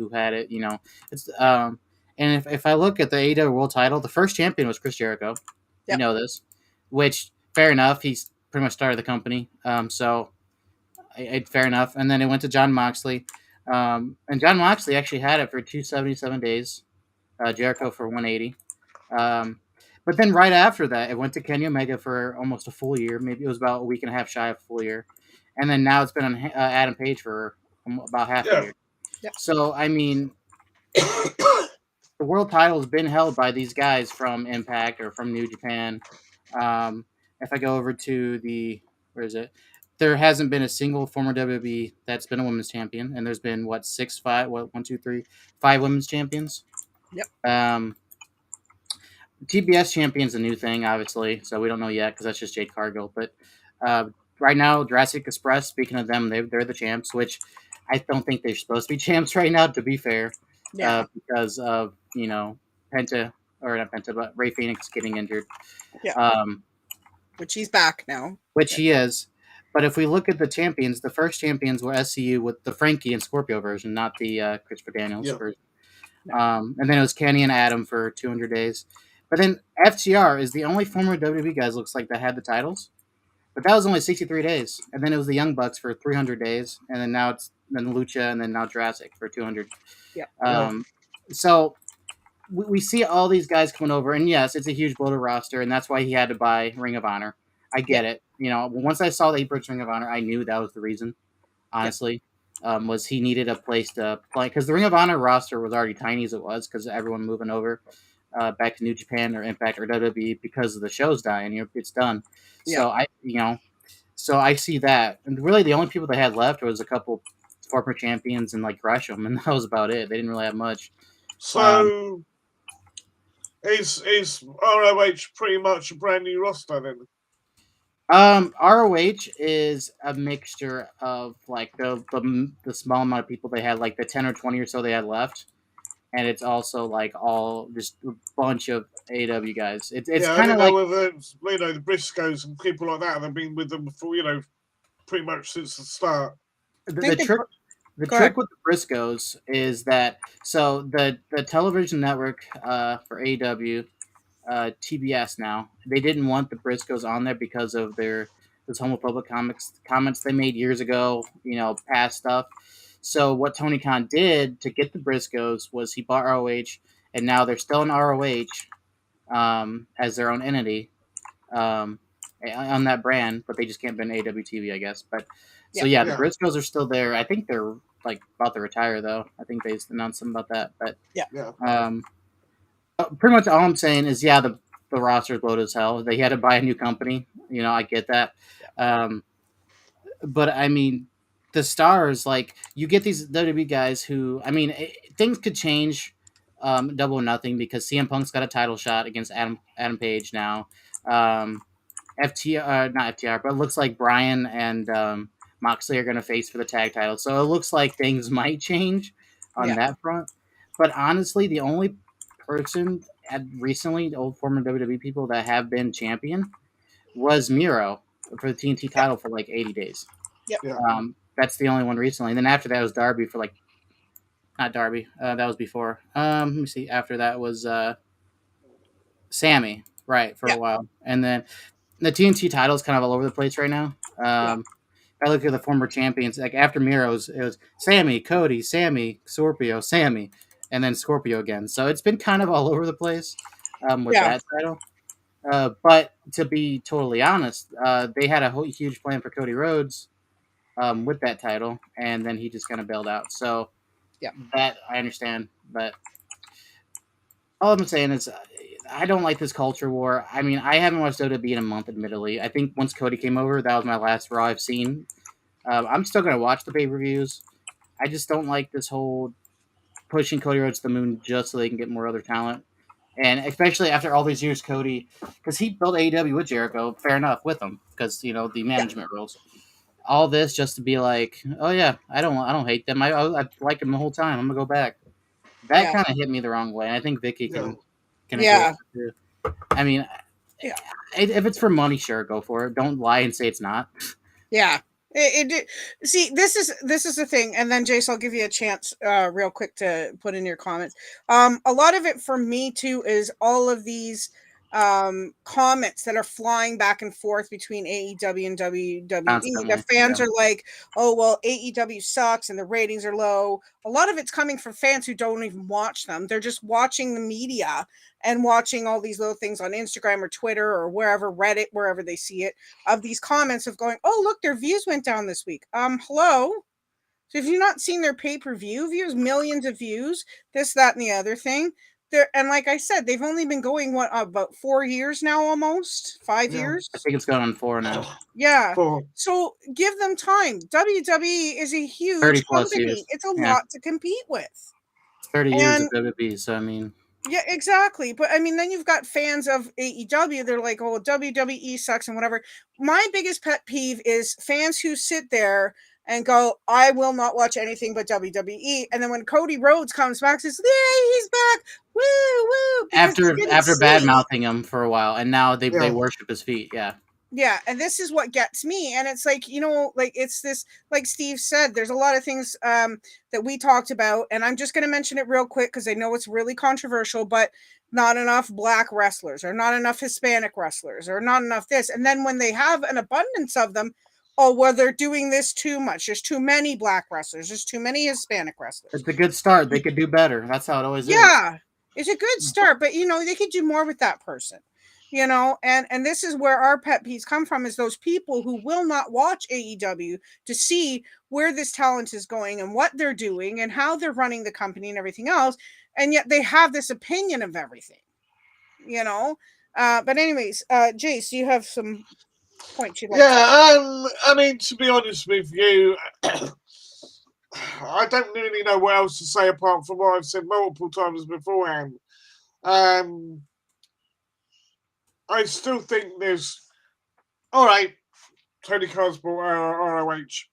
So yes, now you can filter other talent into that. Great. Lovely. But I still think he's hiring too many people at a time. Right? And to be honest with you, there are so many good wrestlers out there that I think even with the two companies, they're still struggling for people to get known. Yep. Right? Or stand out from the crowd. TNA's not what it was. No. Right? Well, Impact. It's not what it was. I saw it a few months ago. And yeah, they've got some good people back and all the rest of it. But it's a shadow of what it was. The production value is not there. This is what I'm hoping with ROH. Yeah. Is there's a bit more, still have its same feel with that sort of like almost underground edge to it. But boost it up, get better intros, all the rest of it, and better camera people. Yeah. Yep. Get the production values up. Yeah. And the rest should take care of itself. Yeah. Because I don't think it matters what company you support, right? Yeah. I did with this with WCW, right? And to a certain extent, ECW, what I saw of it. To me, it was more about the people in the company than the company itself. Yeah. So, I'm trying to think the best way to describe it. I can't think. I've got brain fart now. But, just a company can only be measured by the quality of the wrestlers it's got and the direction they choose to take them in. Mm-hmm. Yeah? If the talent are going to go wherever they can feel more comfortable with, whether, wherever it is, yeah? Yeah. They obviously, we want more wrestlers to have creative control. Right. But at the same time, you need to draw a line to an extent because they could end up shooting themselves in the foot. Yeah. But don't just poo-poo every idea. Listen to what the wrestlers have got to say. Listen to what can be done. How? If a wrestler comes with you and says, I've got an idea for so-and-so, not necessarily for themselves, right? Listen to that as well. Because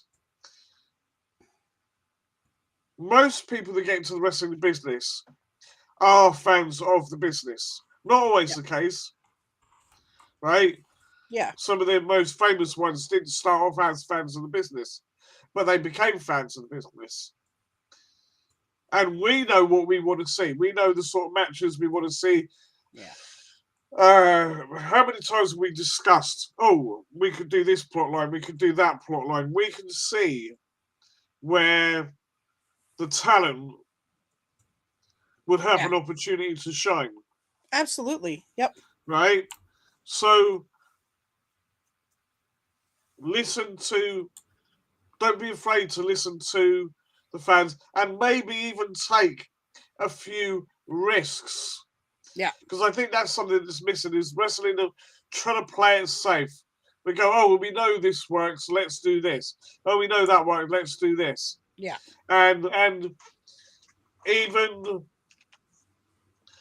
with the networks want to say, look, you know, let's look at wrestling for what it is. It is okay. It's stage, but it is a combat sport. It is. Yeah. You're not going to ask boxers to tone down what they do in the ring. Nope. You're not going to ask MMA to tone down what they do in the ring. No. Are you? Why would you ask wrestlers? Yeah. Yeah. Right? It's not, it's not like watching bloody Power Rangers or some stuff like that where people go, oh, I've fallen over, I've got a bit dusty. Oh, no. Right? Yeah. These people are doing stunts live. Yeah. They haven't got any stand-ins. Yeah. People are going to get hurt. Right? It's a sport. Have it a little bit more adult orientated. Right? All right. You don't need to go to the depths that WWE went with some of their storylines because some of that was pretty sick stuff. Yep. Right? Yep. But have an element of drama in there. Have some, I don't know. Maybe things are a little bit controversial. Yeah. Yeah? Yeah. You know some of the, we all know that some of the best stuff that ever came out of WWE, right, were things that were done during on the the mic, Attitude Era. on the mic, right? You look at the things that Stone Cold Austin used to say and get away with. Yep. The things that, hell, The Rock, crikey, some of the stuff he used to say was really outlandish. Yep. Right? DX. Yep. Right? So don't be afraid to, all right, it's a fine line. I get that. Yeah. Like between what's in good taste and what is the rest of it. But you watch a movie, what do you watch it for? A lot of the movies. Yeah. You watch it for the action. Yeah. Yeah. Right? And a lot of the movies don't tone down the action. All right. You're not going to get limbs and everything hacked off in wrestling and all that. That would be silly. Yep. Right? But do things, gear it towards a certain demographic. I don't think wrestling, personally, should be aimed at young kids. If the parents want to take their kids to it, that's their prerogative. Don't complain if it's derogatory. Yeah. That was the big change with WWE, with like the John Cena era. And I hate that. I hate the PG era. That just annoyed the crap out of me. Well, I mean, they're allowing little things nowadays, though. They're allowing little words here and there. And I mean, I think the biggest thing that, and Steve mentioned it, I think it was last week or a couple of weeks ago, but when Nia Jax yelled out, "Oh, my hole!" Oh, we all love that. That was uncalled for, but it was freaking hilarious, right? Yeah. Everybody got a good laugh about it. There was memes from here to Timbuktu about it. It was great. But this is the thing, like, we saw a match on Wednesday where Sammy Guevara went back first into a ladder covered in barbed wire. Yeah. They're putting their bodies on the line. They're bleeding. The what did you call it? The match, the dog collar match between CM Punk and MJF. Yep. CM Punk was covered in his own blood. Yeah. He still won. It was a terrific match. You didn't know what to expect next. But I think WWE is getting way too predictable in their storylines. They're not letting their wrestlers have creative freedom. which they need to let them have more of. They're like perfect example is NXT. Somebody just won a championship, and then the Wednesday after or Tuesday after, they lose it. 2 days later. Raquel Gonzalez and Dakota Kai. Perfect example. Yeah. Well, they just won the women's tag team championships. The thing is, though, that was the second title reign together. Sorry to cut you off. The first one lasted 8 hours, I think it was, and this one lasted 2 days. Like, it was just weird. Yeah. They split up Raquel and left Dakota, and then you already knew what happened. You know, regardless of the length of the titles and all the rest of it, you've got to do stuff that engages the people watching. Yep. Right? You don't necessarily have to have all of the soap opera stuff, right? No. Obviously, you have the backwards and forwards and stuff, but the people need to get back into it. And AEW seem to have found a better way of doing it, and WWE does it sometimes. Yeah. It's the act of telling the story in the ring. Yeah. Mm-hmm. Right? That's where we want to believe that, you know, this person, get rid of the bloody roll-ups every 5 seconds for that's sake. Yeah. That is bloody annoying. Right? Once in a while, yeah, fine. Right? If it's a really, really close match and, you know, the finishes and whatever, the other thing aren't working. Right? You want to do a cheeky roll-up, especially if it's within the character of the person that's in the match. Yeah.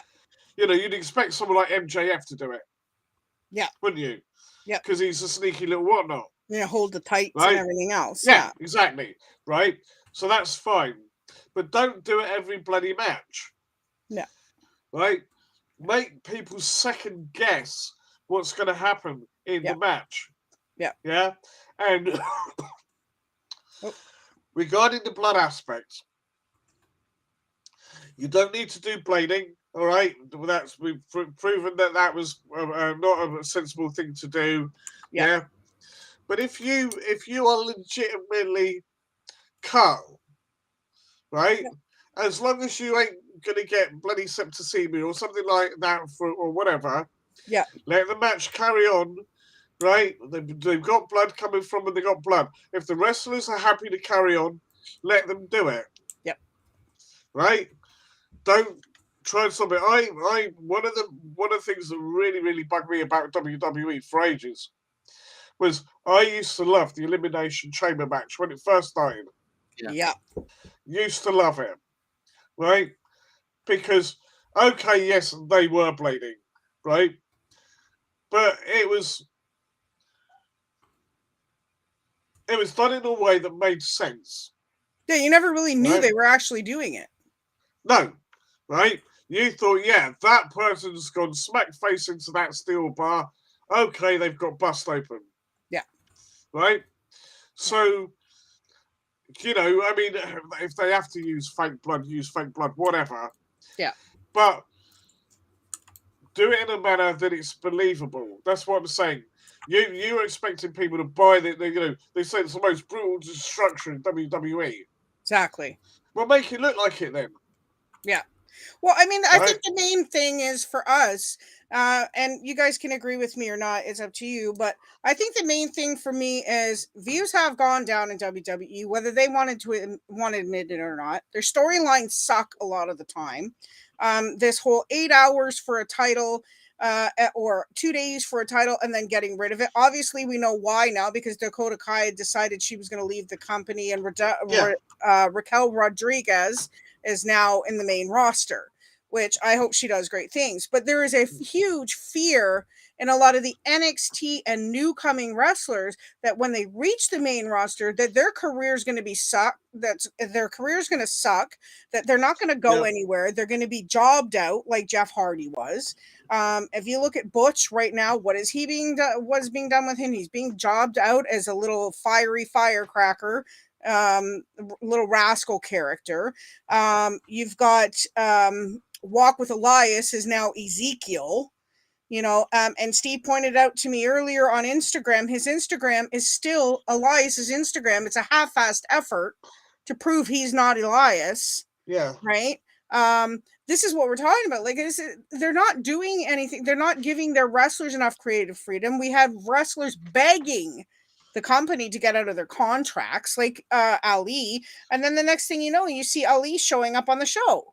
Now, they obviously offered him a lot of money and maybe some creative freedom with his character or something, but he's willing now to show up on the show until maybe his contract runs out, and then he's going to duck and run like everybody else. And this is the thing, I would too. If you're afraid that when you get to the main roster, you're jobbed out and your career's not going to mean anything, then why bother? I'll tell you what.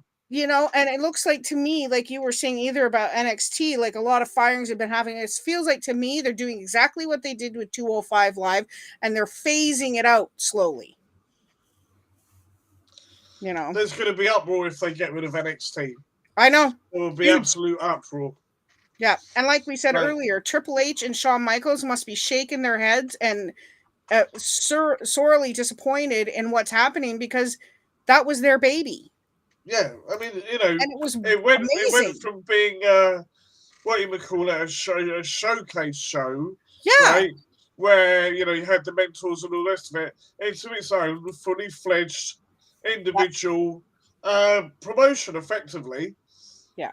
Right, and it did things a lot differently to what was happening on the main roster. Absolutely. And that's why people loved it. What's that? Sorry. That's why people loved NXT, was because it was different. And because people were starting to watch it more than they were actually WWE, like Raw and SmackDown. Yep. Steve, do you have anything else you'd like to add, hon?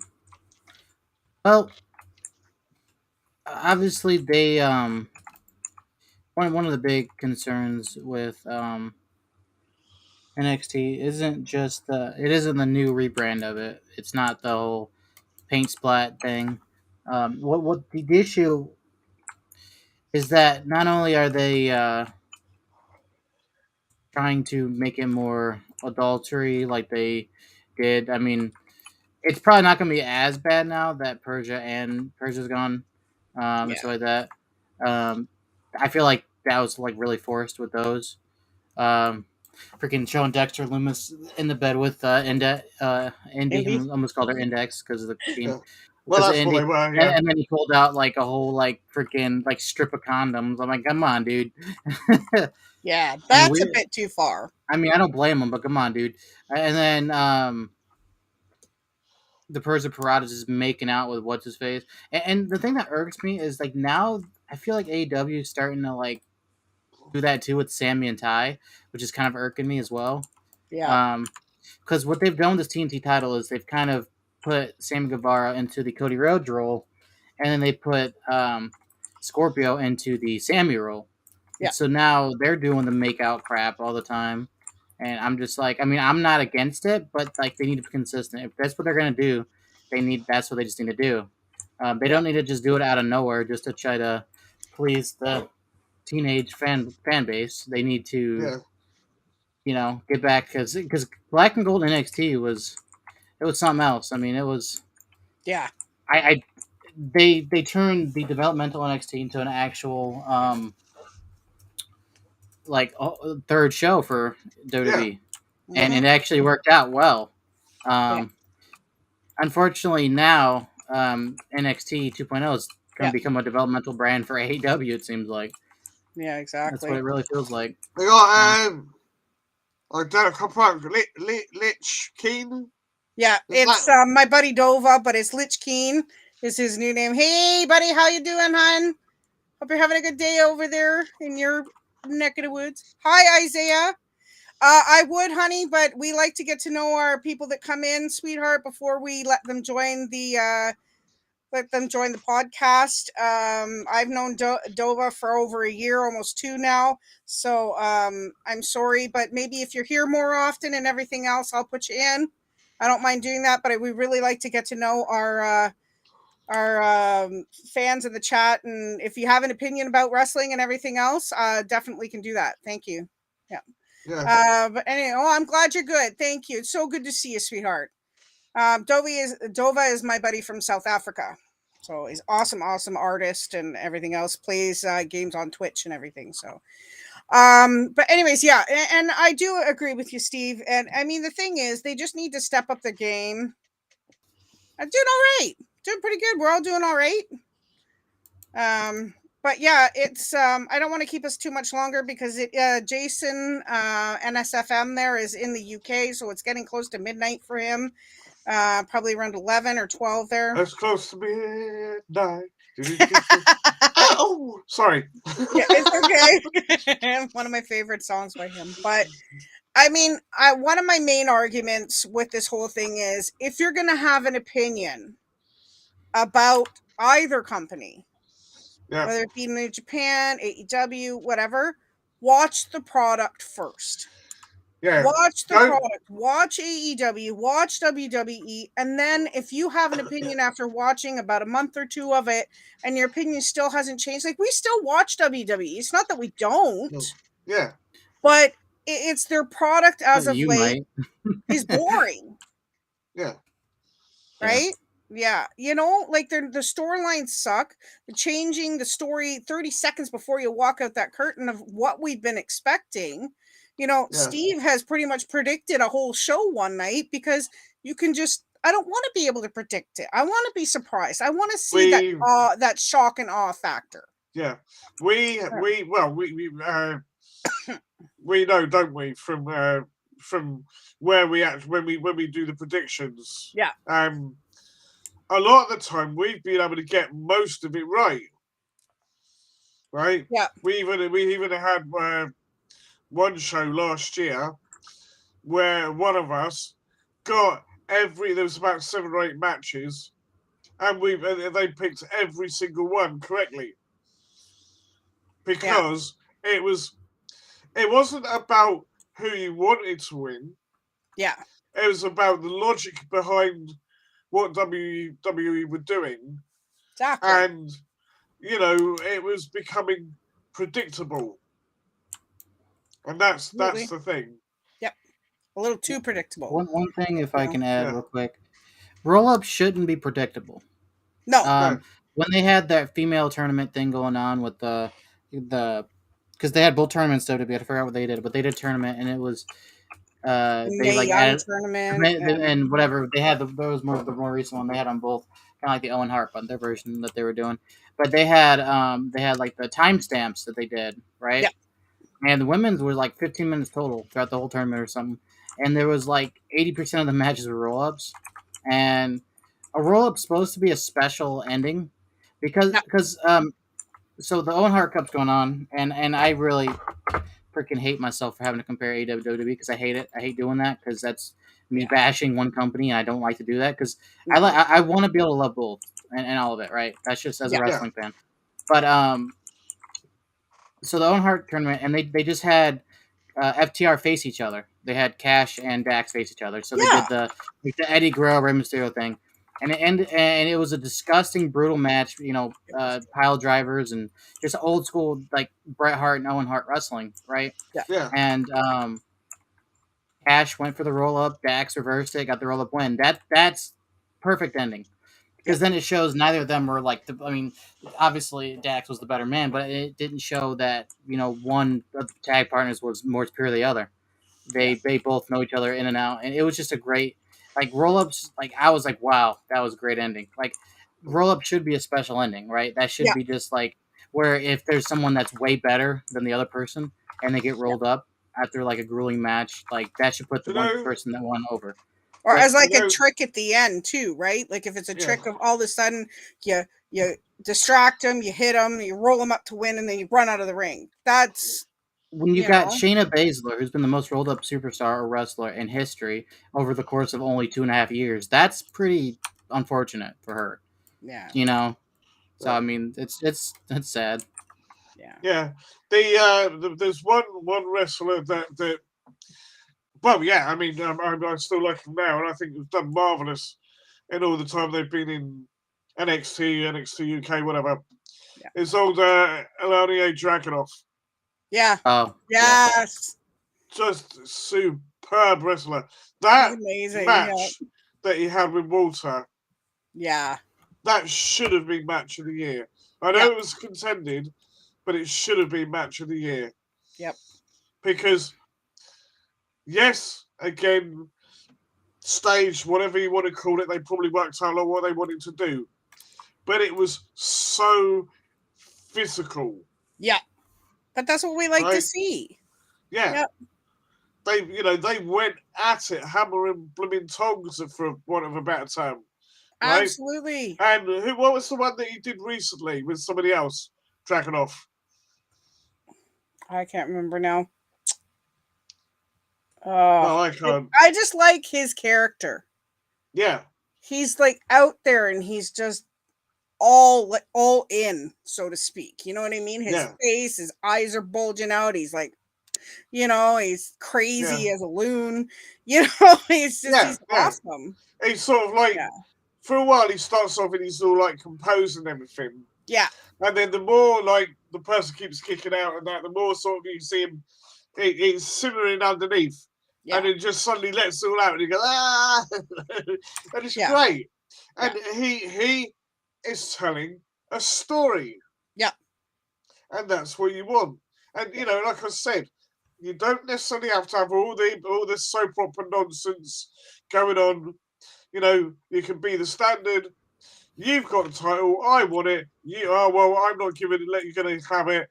I will beat the crap out of you to keep it. Well, I'll beat the crap out of you to get it. Right? Yep. That's all it needs to be. Yep. Then get them in the ring and let them go. Yep. Well, I mean, it's kind of like the thing that they do on Friday nights before the main event. They have Mark Henry and they have the two superstars or teams that are supposed to go after each other. One says something, one says something, then Mark Henry goes, I think that's all we need to hear. It's time for the main event. And they go to the main event. It's like not even 3-minute promo. Yeah. Yeah. What gets me with WWE is, this is my biggest pet peeve with them as well, is the fact that they have these long ass promos for you can get 20 minutes.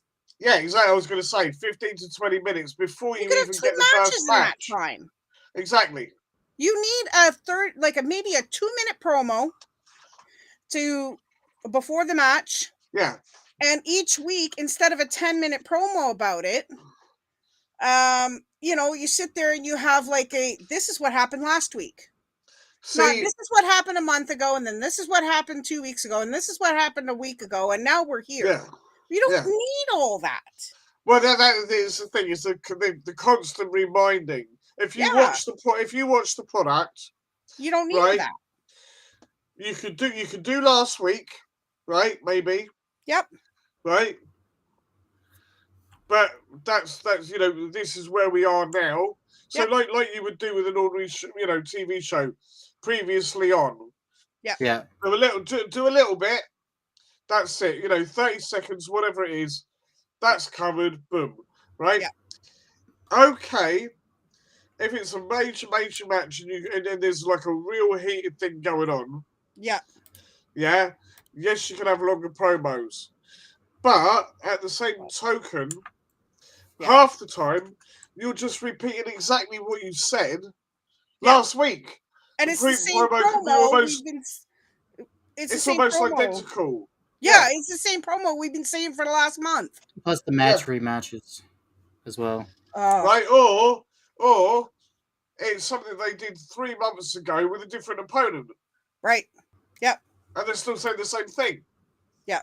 Or like Steve just said, it's the constant rematch after rematch after rematch. Like one example is Rhea and Nikki for 2 months, just every week for no reason on Raw. Oh, we're gonna face them, and then after that match, Veer Mahan is coming, and then next week they match. Veer Mahan is coming. That's how it was.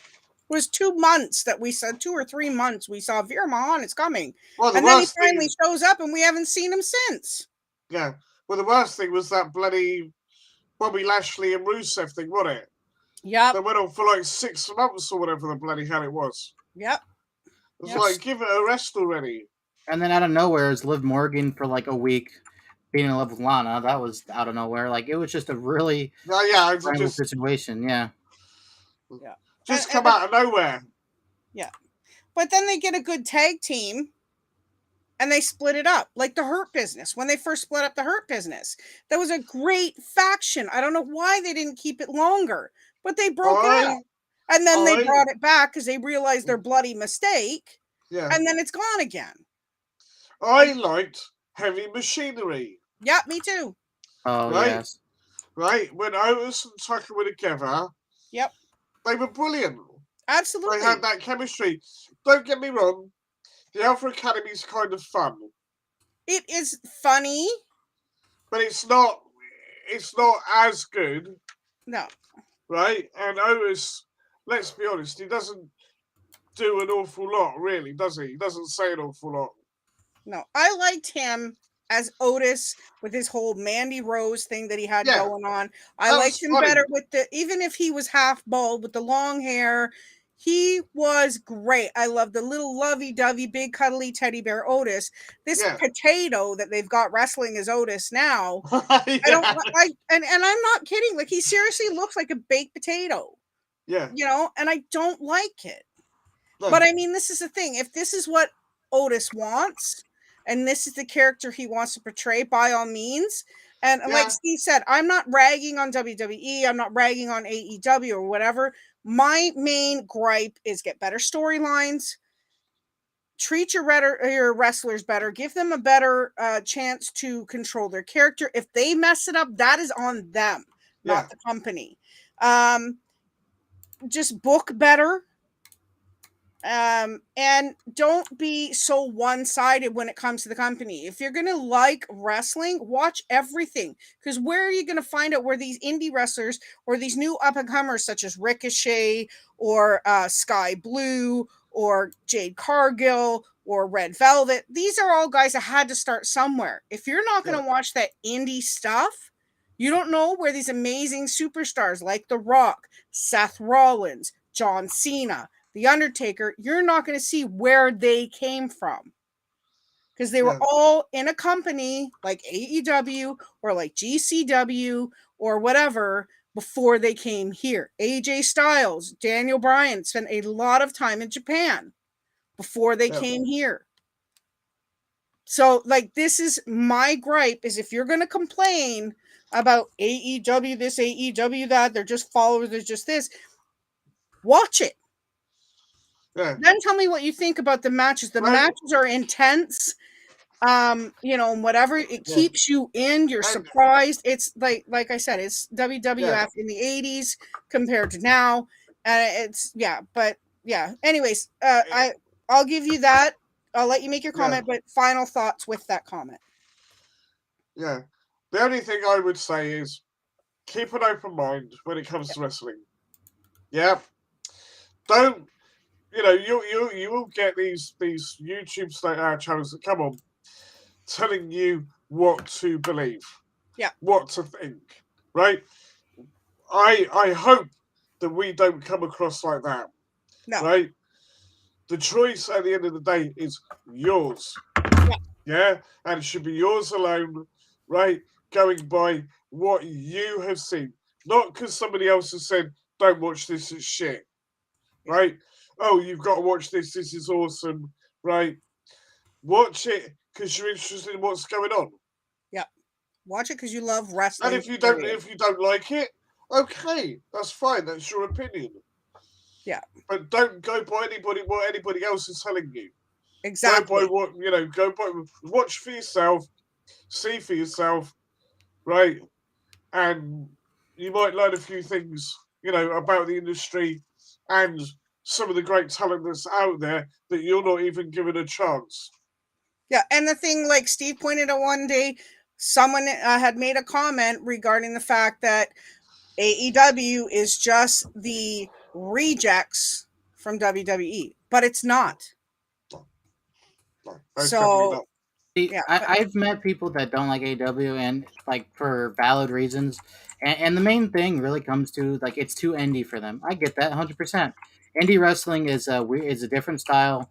It's it's kind of like theatrical gymnastic style.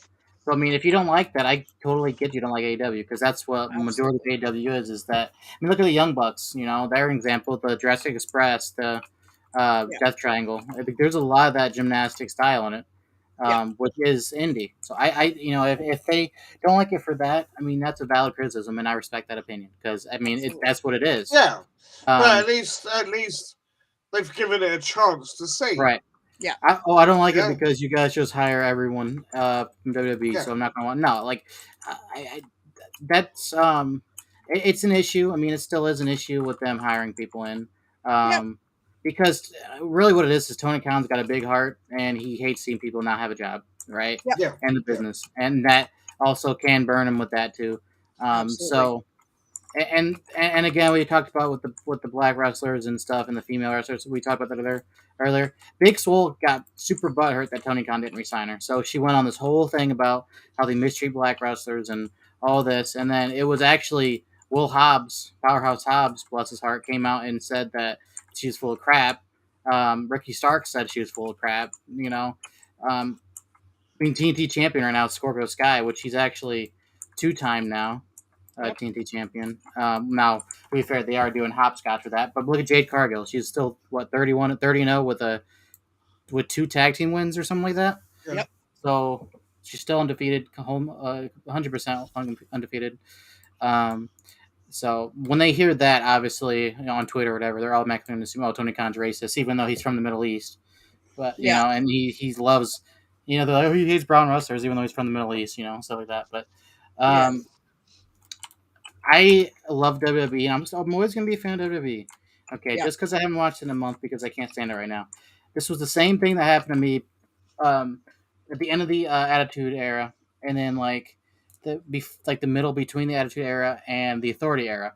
Yeah. There was that little space in between where CM Punk was was still there, but he was kind of getting out of it because the end of CM Punk's era is when the Authority Era started. So it was kind of that era still. That I couldn't stand at all. That era I felt like was kind of like how it is now, where it just felt kind of out of place. Yeah. And then the Authority era came, and I loved WWE again. So I'm not saying I'm done with it now because Cody Rhodes joined. I know it seems like that's the case, but it's that they don't know what to do with their world titles, so they just leave Roman as champion forever right now. They got their women's division, and I called this before it happened. They added all these tag teams just to fill a quota for a title match at Mania because all of a sudden Carmella and Zelina are having issues. You got Liv and Rhea broke up.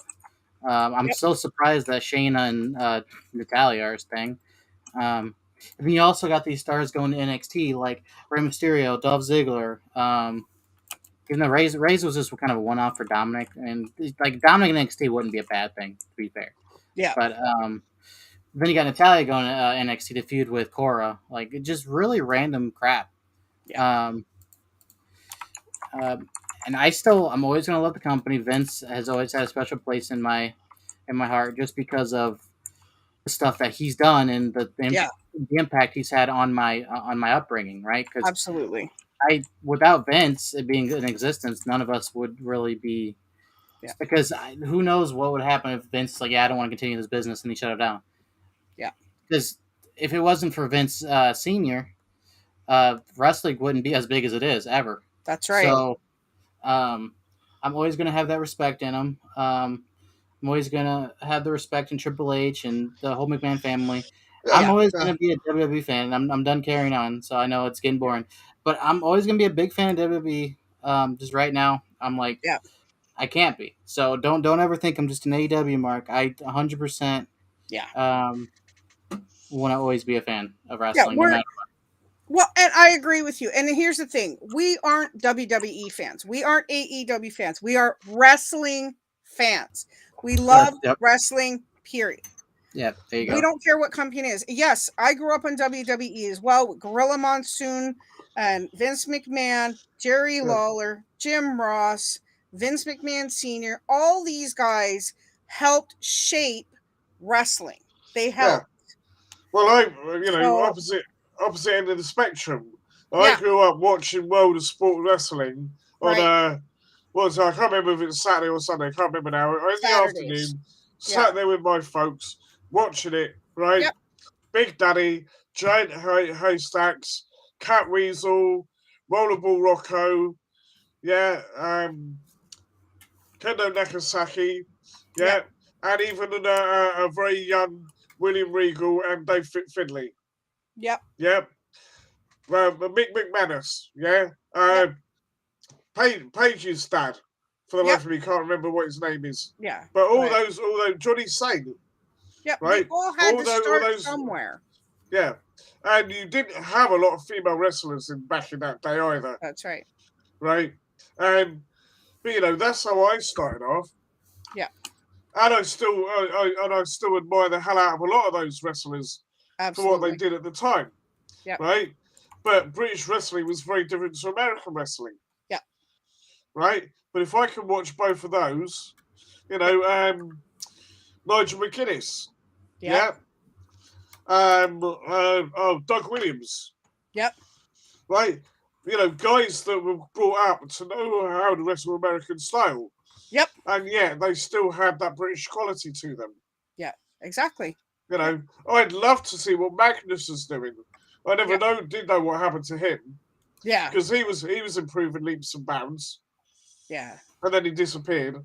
There's and it goes for any country in the world. There's an abundance of talent out there. Absolutely. So we, above all else, support the talent. Yeah. Not just a company. Yeah, it's wrestling. Excuse me, I'm getting really buttoned up here now. That's okay. It's wrestling, period. And we absolutely love wrestling. And that's what the thing is about it, because, we grew up with it.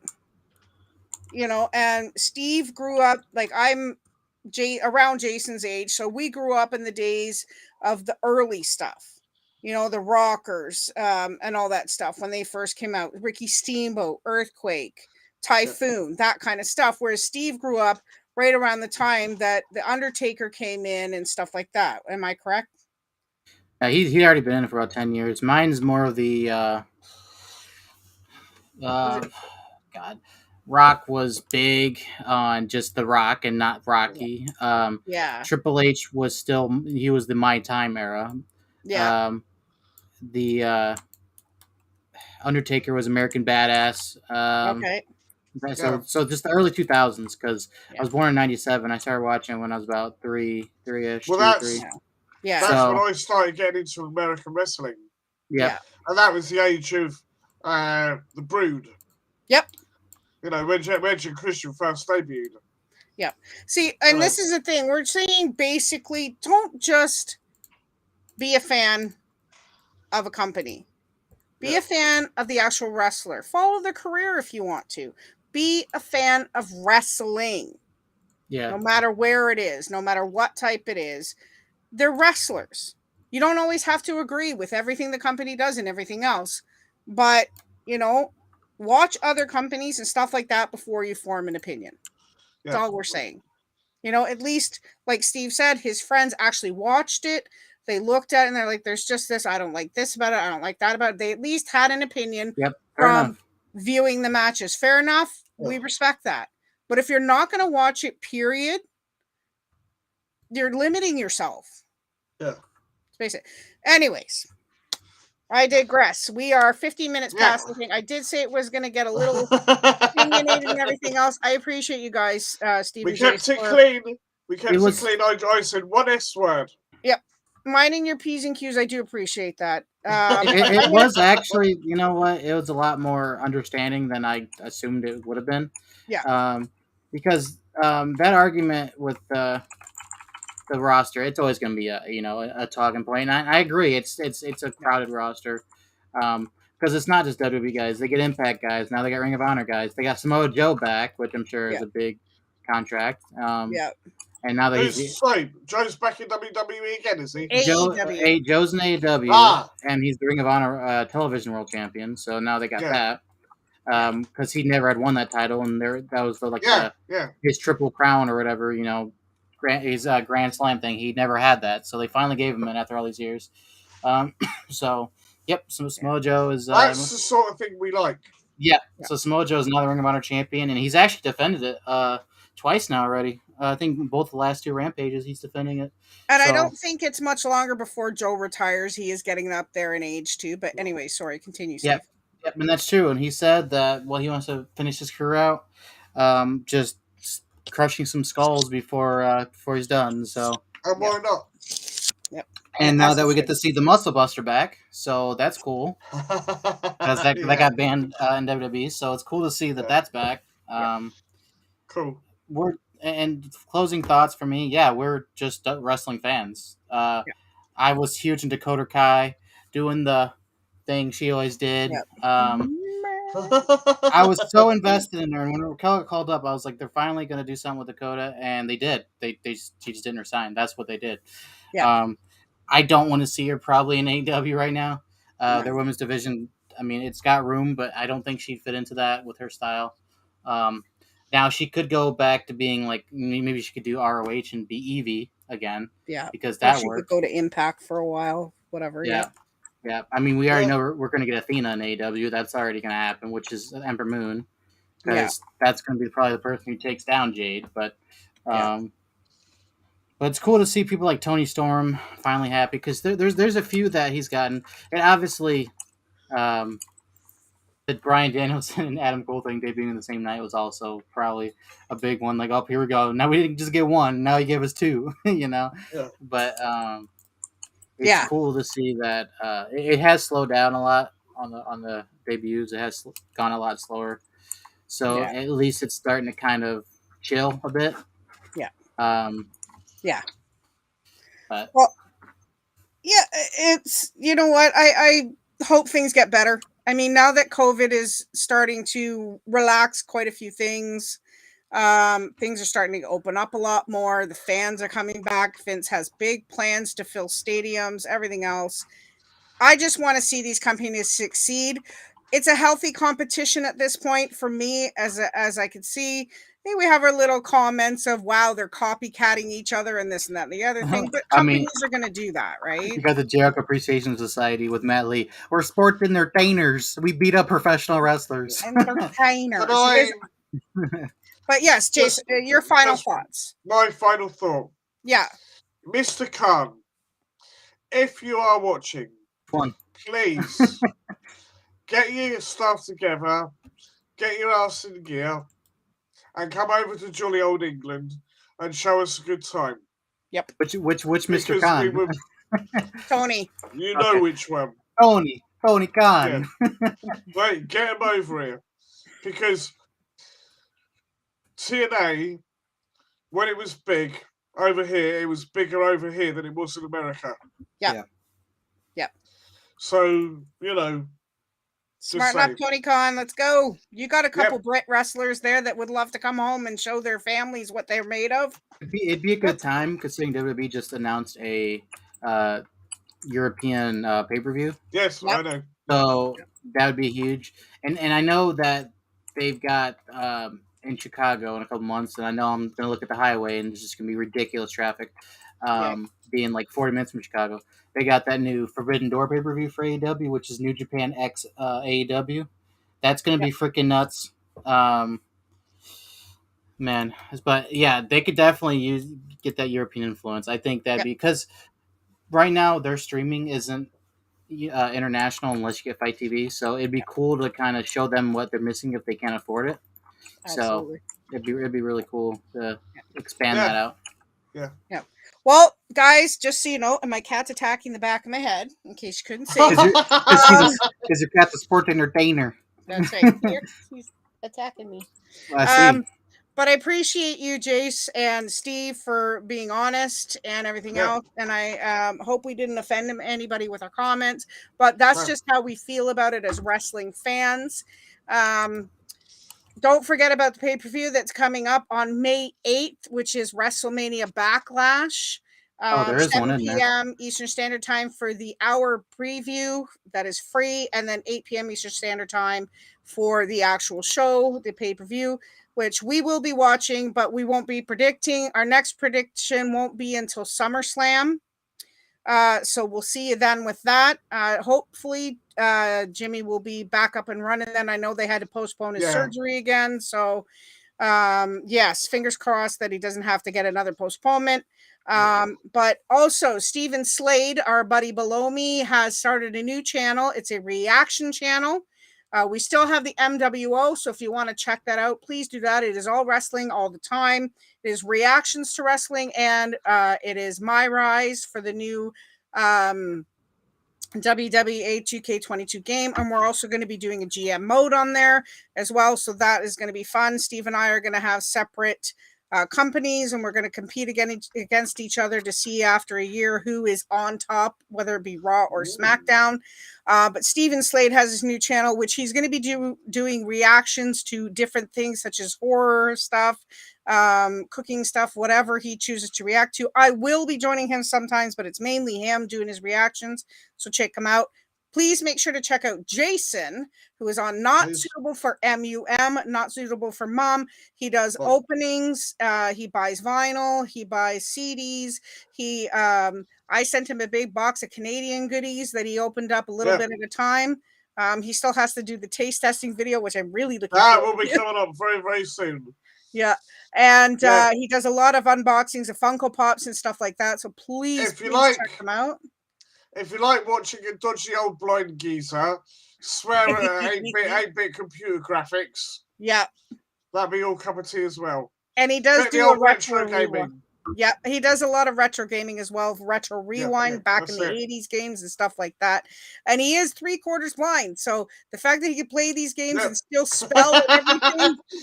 I was crap with him to start with. Now I'm even worse. Yeah, exactly. And check out my channel that you're on right now on Twitch or YouTube.